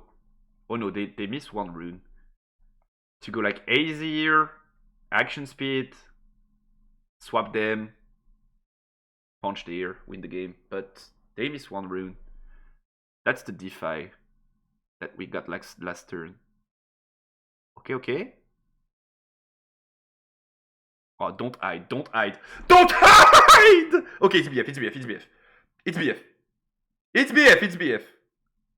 I mean, it's not good news though. How do we beat Azir that steals BF? Huh? That guy would be 12. We only have 11. Oh, the buff. I'm going to regret that buff, maybe. And we draw into shit. Oh. I think that's game, huh? I mean, they have to see it, but they probably do, right? It is what it is. Billion Edens. Hidden. It is what it is. Let's go first mate. Pass prio. There you go, Azir. Double BF makes them 12. We can't do shit, right? That buff, though. That buff. I probably could have capped it, to be honest. I probably could have. Don't have an out, I feel like. 12, huh? Yup, don't have an out. Don't have an out. GG's game 2. I probably could have capped it. The double BF stuff. This is on me. This is on me not playing enough easier games and on them finding perfect curves into 5 items into blah blah blah. But I probably could have cacked it. So that's on me. Action is super good. We have the salvages in. Let's get rid of the matron. Where is matron? Matron is not so good in that matchup. We're going to go first, so we definitely need some turn ones. Riposte probably ain't so good aside of... I mean, they have so many Edens though. We kind of have to have the riposte in. Primo is pretty important. Blade is bad. I think this is better than Blade. I'll start. Alright. Let's see if we can find something. GL. This is good. This is definitely good. We have a turn 1 play. We have the riposte for later on. We could mulligan the riposte, but if we don't find it, it might come back and bite us at some point. And the mate, I don't hate it. Yeah. Let's keep them 4 cards. Better than... Okay. It is pit in base and it's a pass.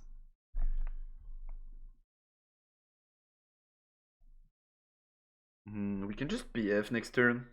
I don't hate it. BF in there. Just makes sense. Okay, shield. Bro.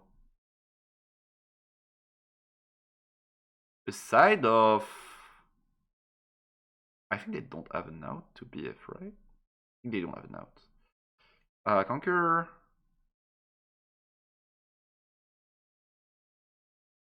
Third? Yeah, I feel like Conquer goes through. Tap 4, develop it now. Ramp, pass. And counter. This is 5. Did I edit? No, I did not. Baity look Fiora is bait. Okay.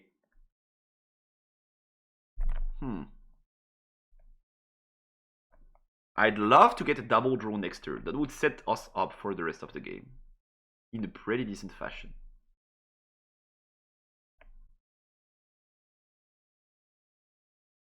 Oh. Okay. We're going to have to challenge that, I feel like. But I don't hate it. Interesting, though. Interesting. Kind of don't want to have the BF tokens enter ready, so we probably have to get rid of this. And pass? Okay, pass, core, draw. Now, thinking. We have the Pit Fiora combo, which is pretty good. Next turn, they could get to 3, and we kind of want to try and trade that sand. But if we go first, mate, we could go Fiora, though. We could go, like, back to base. Since we don't have a buff, we're losing to this guy anyway.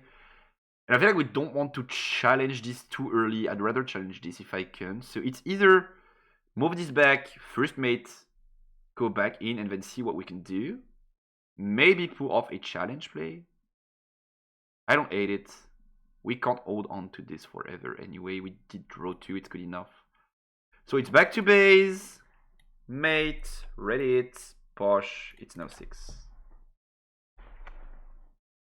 What do we do here? Okay. Pretty good that we get a clear. Pretty important. And also means they don't have a lot there. No face breaker. Just gives us a cool bunch of intel. And now we just let that rookie die. It did the work already. We just let it die if they find a way to trade it. Okay, this is looking more promising. We don't get the nuts, but we have what it takes to play, and they don't have like curve on curve on curve equip, plus a billion items. Also, they're not going first, which helps. Yup. So they can accelerate the sand if they want to. Yes, that goes through. And a pass. Alright, alright. So now it's Fiora Pit in base. Ready go there, right? They have 2 runes open, but we already know they don't have face breaker. If they want to blade, they pay the deflect. Yeah, that's definitely the play we're looking for. Hold. That's definitely the play we're looking for here. Buff Fiora, make her 5. Ramp 1, recycle 1, traits.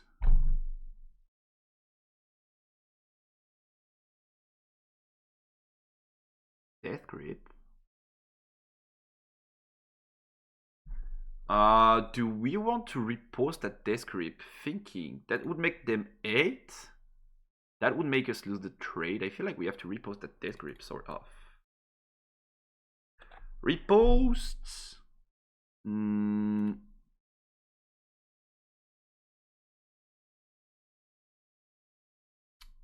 Pump whatever. I don't really care. Now this is 5, and they could have Azir, And they could have Guards.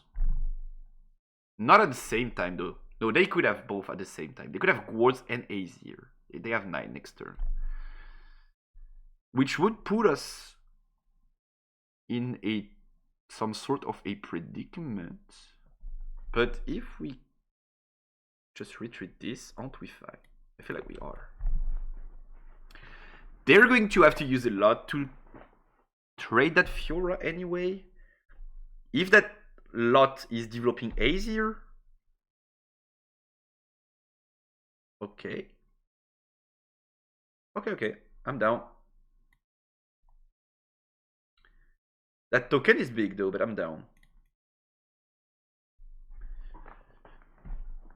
Take that trade. Now do you want to develop the beast? Rise. Okay. That's a lot of tokens and a lot of weapon masters. Let's just get to 6 next turn.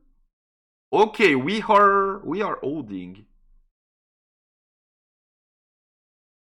We are holding.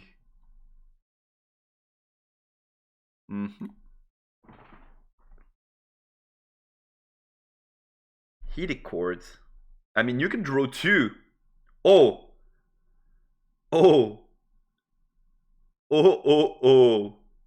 This could technically seal the deal, but I ain't a greedy bitch, I feel like. Just draw 2, I have Sabotage anyway. This could switch. Switchy? Nah, I'm down. Just give me that trade. Yup. 6. And it's developed here. We let them get the draw. Yeah. And next turn we try and play for the win. Depending on what they do. If they go for a small trade here, we can always primal.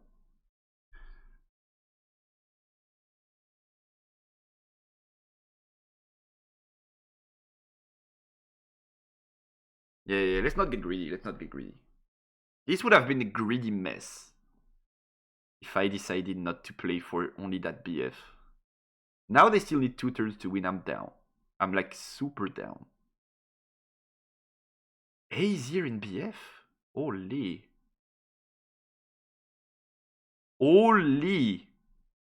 Wait, what? Do they play some secret shit I'm not aware of?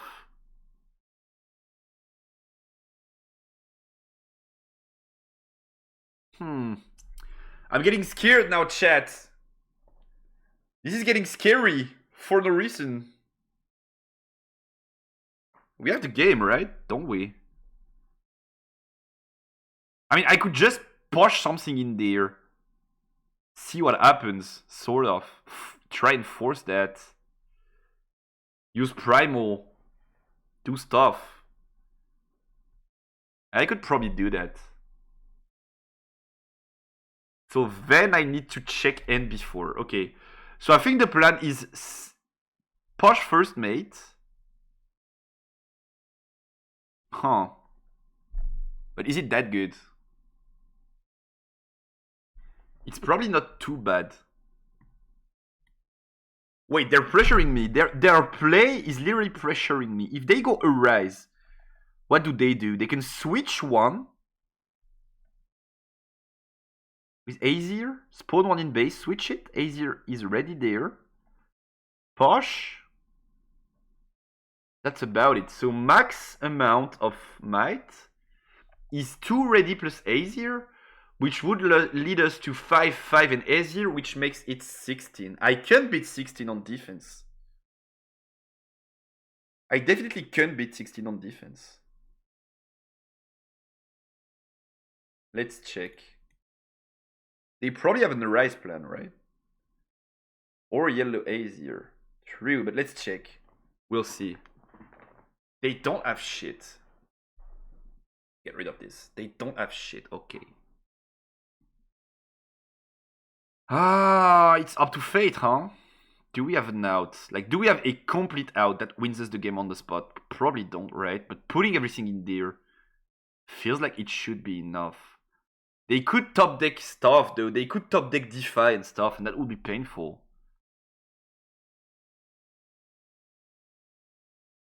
So it's get in there, force that shit. Internet. Force that hidden chord. Find a trade, yeah. Let's try to slim it down, okay? Mate. Let's try to slim it down. I'm good. You want to use the stuff?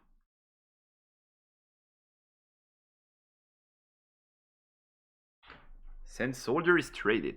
Okay. Now they don't have the tank anymore, so we can calc. But let's go with Unsung and Primal. This can't be DeFi anyway. This could be Stun, Facebreaker. But then we can still abuse Unsung to draw and use Challenge. So I don't hate that play. Let's go. Makes us 9. So 9 trades with 5. Doesn't it? 3, 2. It's played. Okay, wait. So this is now 9. We get to ramp. And this dies. And we get to draw 4. 1, 2, 3, 4. Okay. So is there any way for us to get a good trade in now? This would put us on 8, and we can challenge the Azir to kill it. Sadly, we don't have a buff to play the Cold Glory. Thinking. Drawing 4 certainly helps. We could also pit. Oh, we have it. No. I think we have it. I think we have it. So it's... Okay. I think we have it. Big Calc might have it. So it's pit in base, buff whatever, buff something that's going to attack. Wait, how much is this? This is 4. This is 5 and 3 and 2. So this is 10 total. We could go 5. Yeah. We could go. Okay. We have it. We just have to not throw it. This is 10 total. If we go punch first on the pit, punch first, then challenge, then we play the pit, and we have the free call to glory, and we recycle 1 to accelerate it. This is game. I just have to not throw it. So this clears a lot. This already clears a lot. Tap 1, recycle 2, punch first it. Make it 7. Then action speed.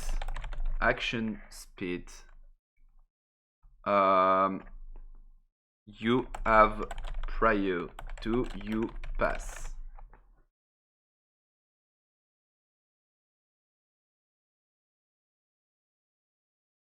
Okay, decides to do that, which makes this 9.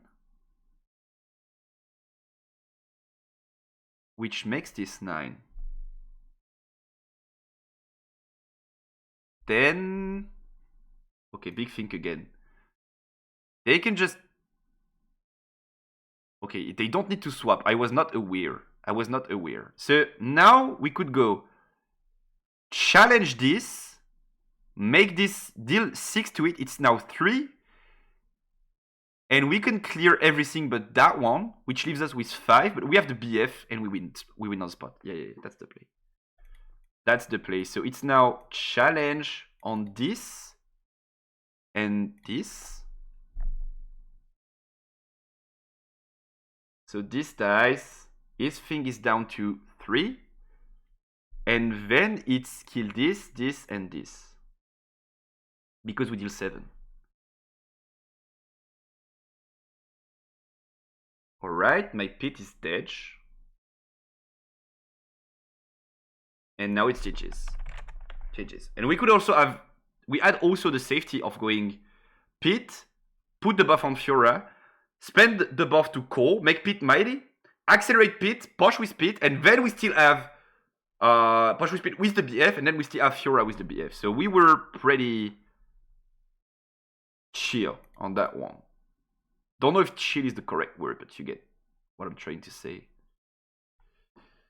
So now I feel like I kind of want to cut on the monkeys because we're going to go second anyway, and in this matchup, developing Fiora can't really be punished. So I kind of feel like going for that lineup. What do we think? Oops. I think that's decent.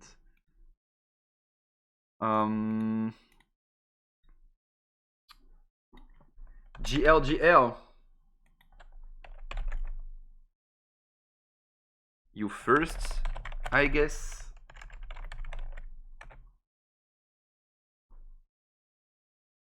Yup. Alrighty. Let's moody. This did not feel too bad. This is pretty good. This is pretty good. We have an insane curve. So we just have to get rid of that blade, I feel like. Riposte is sick. Okay, perfect. Thank you for the photo gain. Welcome home, brother. Can't eat chain to the spell to prevent you to draw 2 from the death rattle. Which chord? Blade? Yeah, you could have.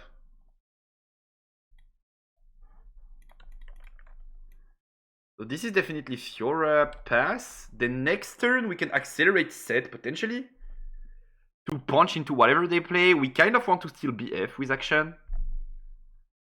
We have a lot of stuff. It's a pretty good opener. It's a pretty good opener. Yeah, you get that. You get that. Play the shield for free. Yes, sir. Soldier. Yep.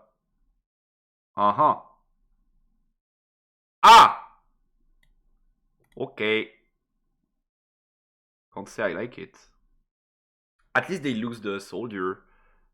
And they wasted a bunch of cards. And they paid. It's not too bad. To be fair, it's not too bad. That Fiora is good too, but I think I really want to develop... I mean, developing Fiora does not feel bad either. But let's tap out. Let's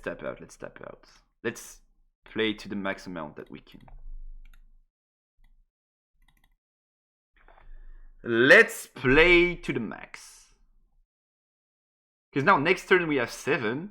We can play one of these and keep both of these open. Which makes a lot of sense, I feel like. Whereas if we go for 4 drop now, next turn we still have 7. But if we play this, we only have one of these open. Which I think I don't like. I'm down. So far, it's looking decent. Also, we need to start considering keeping that riposte open because of the Arise now. I really do want them to Arise so I can riposte. That wins the game on the spot. Maybe if we find a sabotage, we can disrespect, but so far, does not feel like the plan. What time is it, by the way? Close to 1 AM. Great. We'll cut after that one, I feel like. If only I had more time to do some gameplay streams. I love this so much. Like, being able to just play, chat with y'all. I love it so much. Just so cool.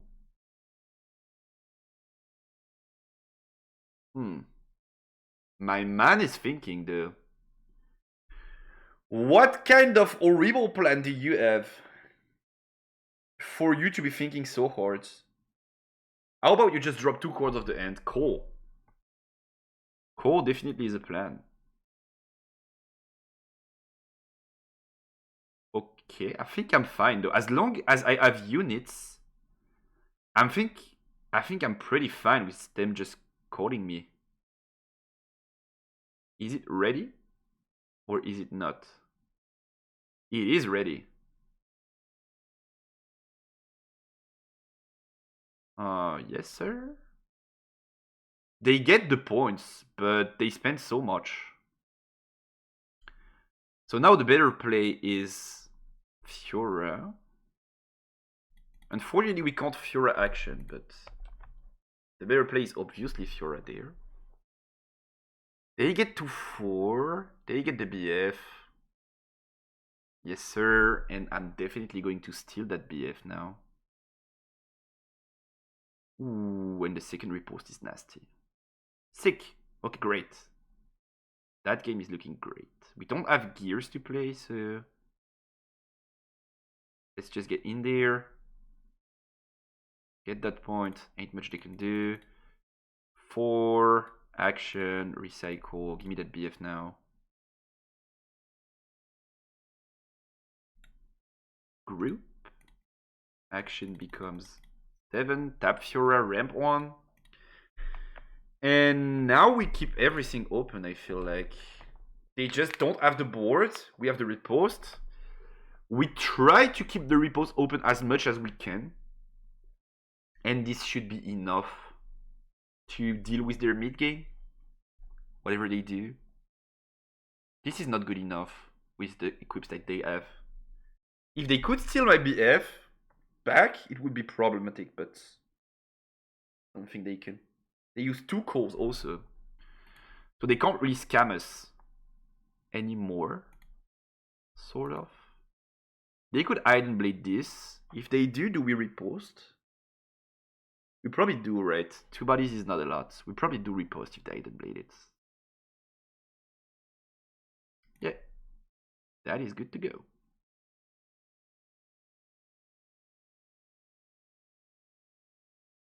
Azir accelerated. Okay. I see. So now it's about them having double defy, right? Fast prayer.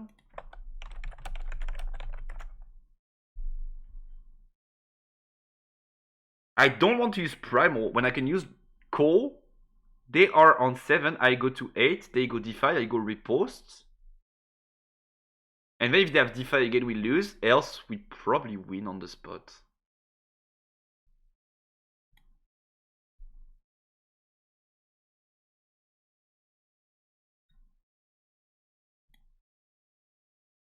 So she's now 8 because she procs shield.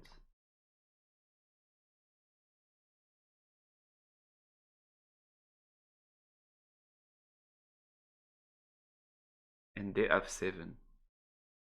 So do you have anything, my man? If they go something like discipline, this is crazy good. We deny the draw, so they don't have options, and we get the trade. Like, discipline now, my man. Discipline now. Okay, they discard everything, they can't win. Okay, I love that.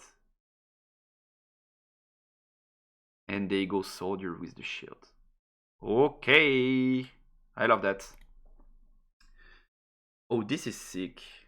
This probably is making Fiora mighty perma. And then, do we want to give them a potential trade on action? I feel like we are not afraid of a lot of stuff with 1 card in hands. So we probably go pit, pump, ramp. Now she's 5. And we can develop the BF. It's like pretty free. Also, I did not call my holds. Let's try and get in there. Because now we can develop BF for 3 and have everything open. Which is crazy. This is just too good. Yeah, it's GG. It's GG. It's tap 3 instead of 4. So we have punch, repost open. Else we just have punch. And now it's recycle, group. She's now 8. Good luck dealing with it. Pass. 2 cores open ain't going to be enough, my man. Azir looks bad into big bodies. Yes, sir. If they don't find like equip into a billion items to go super fast in the early game. Well, we're definitely reposting that. I don't want you to get your BF back.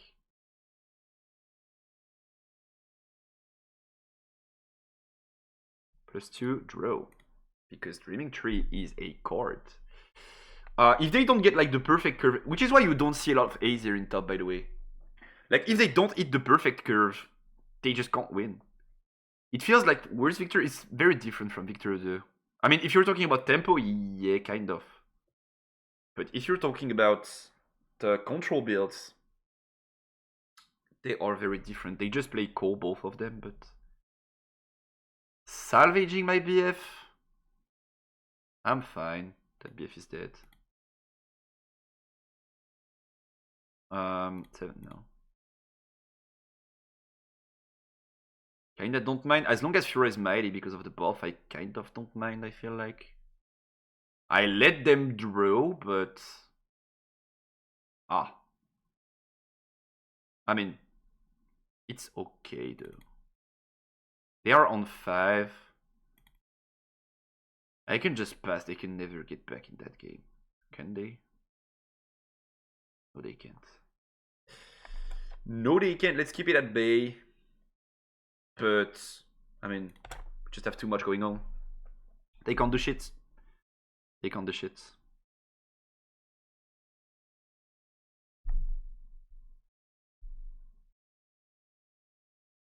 They probably try and trade with action because of the BF. They want to get it back. They have this. This we have to be worried about. This could still be something. Yeah, green power too, but... Yeah, okay, good. Oh no.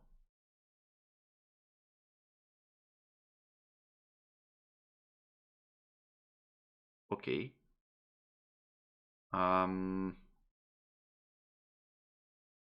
So this puts us at 9.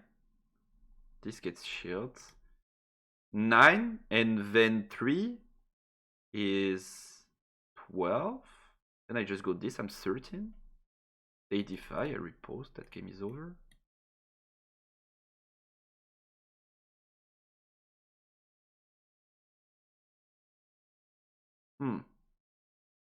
GG's.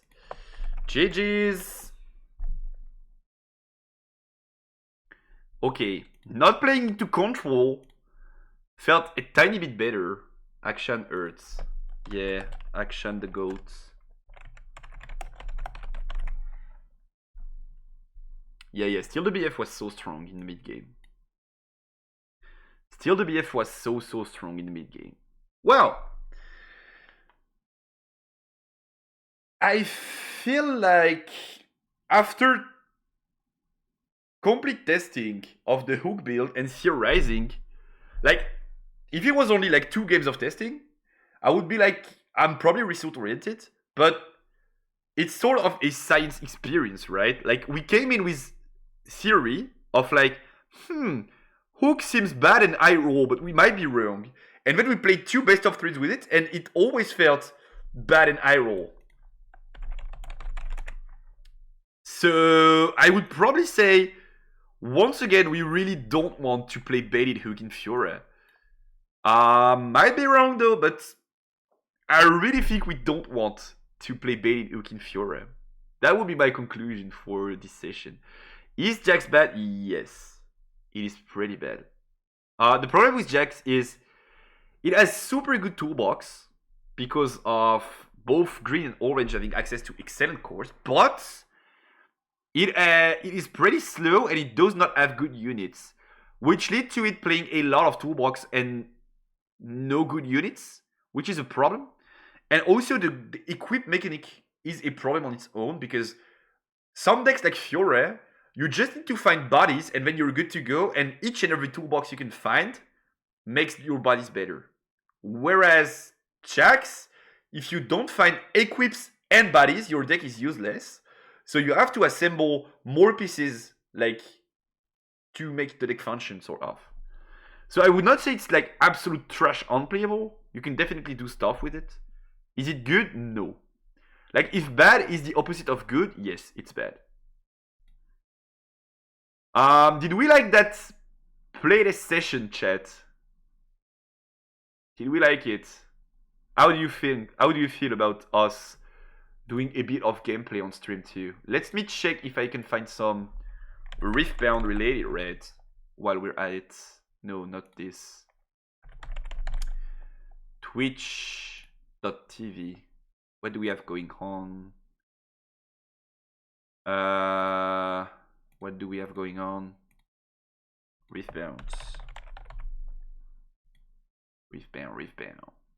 We are the only Reef bound streamers right now. Huh. What's the most underrated Spirit Forge Legends? Interesting question. Before I would have said Fiora, without a doubt. I could still say Fiora, but he got in 2 finals. I just think people are still underrating it. Ezreal, same. Felt kinda underrated, but he's now getting there. Okay. I know. If underrated is how much it sees play, and how it performs versus how good it actually is, Yasuo is the most underrated Spirit Forge Legend. Like, Yasuo is actually pretty good in set 2. It's a bit worse than Irelia, but not like by an immense margin. And it's not seeing play, and it's not like performing because it's not seeing play. So if you want to compare how played it is and how it performs versus how good it actually is, it would probably be Yasuo. You have Yasuo on potential. How do you play him? Sort of Irelia-like, but with Yasuo tools. Treasure Hunter is insane in Yasuo. Stella Cord is insane in Yasuo. Sona is a pretty strong cord in Yasuo because you can accelerate it with the legend ability. Purple spells are just cracked overall in each and every purple deck. Purple or green Yasuo champ? I'd say purple. Because before you only had green Yasuo to do trades. But now you play Irelia champ. Like, you play 3 of Irelia champ. Maybe the biggest difference in between Yasuo and Irelia, power level-wise, is that you can't start with Irelia in your champion zone while playing Yasuo. So you can technically miss on Irelia, whereas Irelia can't miss on Irelia. But that might be the biggest difference. Like, Yasuo is not bad by any means. It's just slightly worse Irelia, which puts it down a tier, because then if it's slightly worse Irelia, there's no point in picking it if you want to win. But Yasuo is pretty good. Why is Victor bad and top? Because there are 2 completely different Victor builds. Be it Control Victor, which is definitely going to top, but as long as you know how to play against it, it's not going to go that far in the top cut. And the bad pick is the Tempo Victor, like the token build. I wonder if Irelia is really just strictly better Yasuo. It's a bit more complicated than that, but yeah, it's kind of strictly better Yasuo. If, like, it's not, you can't just say, like, yeah, this is better. You have to, like, consider the ins and outs of the stuff. And, like, there are points going Irelia's way, points going Yasuo's way. But if you sum up everything, Irelia is just straight up better Yasuo, yes. Do we have the Eggman maybe streaming? Nobody's streaming though. Who could we raid? Is there a TCG streamer that we could raid? I think Silent Night is not streaming either. Ain't he? Oh, there's a billion people named Silent Night on Twitch. Maybe there's no... Yeah, it's that guy. He's not streaming either. Or there are some people streaming some League then. Might as well send you guys to some League of Legends streams.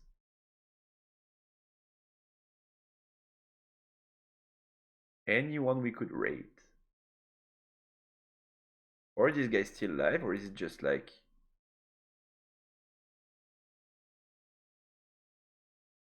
Feels like this is live. Does not make too much sense to raid you there though, but... Probably better than not raiding anyone, right? I'll just raid you to the French broadcasts, which I cast for. Please, guys, drop a follow, support them, because they... Oh, I can't rate them. Okay, they blocked Reds, so I can't rate them, unfortunately. I mean, that just makes sense. They were broadcast. Not randoms like me. Lol. Who are we rating then? Tough times. Do you guys have an idea? I'll let you pick. Do you guys want to rate someone? Is there any streamer that you like that is live right now that we could rate? Chat. Which Ornn deck do you like? Precedent Ornn deck or a more standard? I feel like in this format you have to go Precedent. I think standard Ornn is better. Like small gears, drop borders, Nosevelsonger, Ornn, Fox, Shorelia. I think it's a better deck, but in this format of purple spells, you kind of have to go Precedent, unfortunately. Which in the wider sense is a worse deck, but in this format is better. The Mashia tier list is crazy. I mean, it is what it is, huh? Garen sucks, unfortunately. These champs you can't do shit with. I mean, you can try to, but they won't work, unfortunately. Is there any streamer that you guys would want me to raid? Any guys, like any guy you follow, small streamer, friend of yours that is like streaming some whatever? Is there any streamer you guys would want me to raid now? Internet. Thank you for the follow, ProHeal. Welcome home, brother. I'm going to cut though, so sorry about that, but thank you for the photo and feel free to drop by whenever. There's no rebound streamers. We're the only ones left in the world, chat. We're the only rebound streamers in the world right now. Does any of you stream? If any of you stream, just go launch your stream right now and I raid you. Go stream some Riftbound. Number one Riftbound streamer. If you knew, brother. If I did not have a 9 to 5, which is the case right now, I would be streaming like 8 hours a day, playing games and stuff. Let me tell you what I would be number one Riftbound streamer. But we have a job to attend to. Leona feels bad, man. Yes, sir, Leona feels bad. Leona is fun. And it's basically the only deck that can make the stun mechanic work properly. Which is why I feel like there's a reason to play Leona compared to like Rumble, Jinx, which is just like generic shit, sort of. At least Leona is unique, but that's about it. There's no real point in playing Leona, unfortunately. Who the fuck are we raiding? I can't read OTP, me Maj. Me Maj. Or maybe... No, they're off.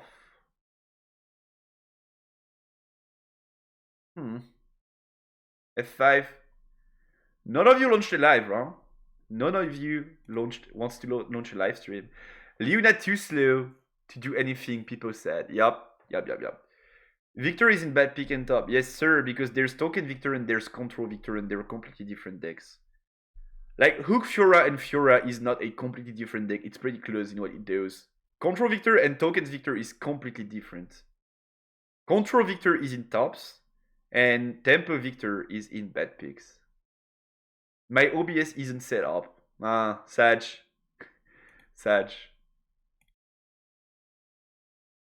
No streaming guinea, then. No streaming guinea. Is there anyone playing One Piece? I guess we could raid some One Piece streamer. There are some people playing One Piece. One Piece is pretty hyped these days. Is there anyone I know? Nope. Let's randomly rate someone then.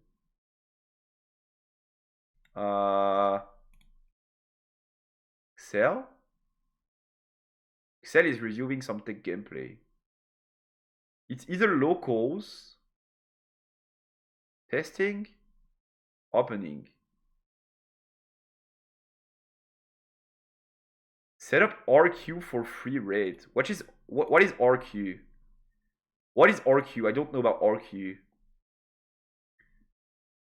Someone else need to stream. I need more Riftbound in my life. Yeah, I would have streamed for quite some time, but I have a call in about 9 hours now for content business. So real quick. Yeah.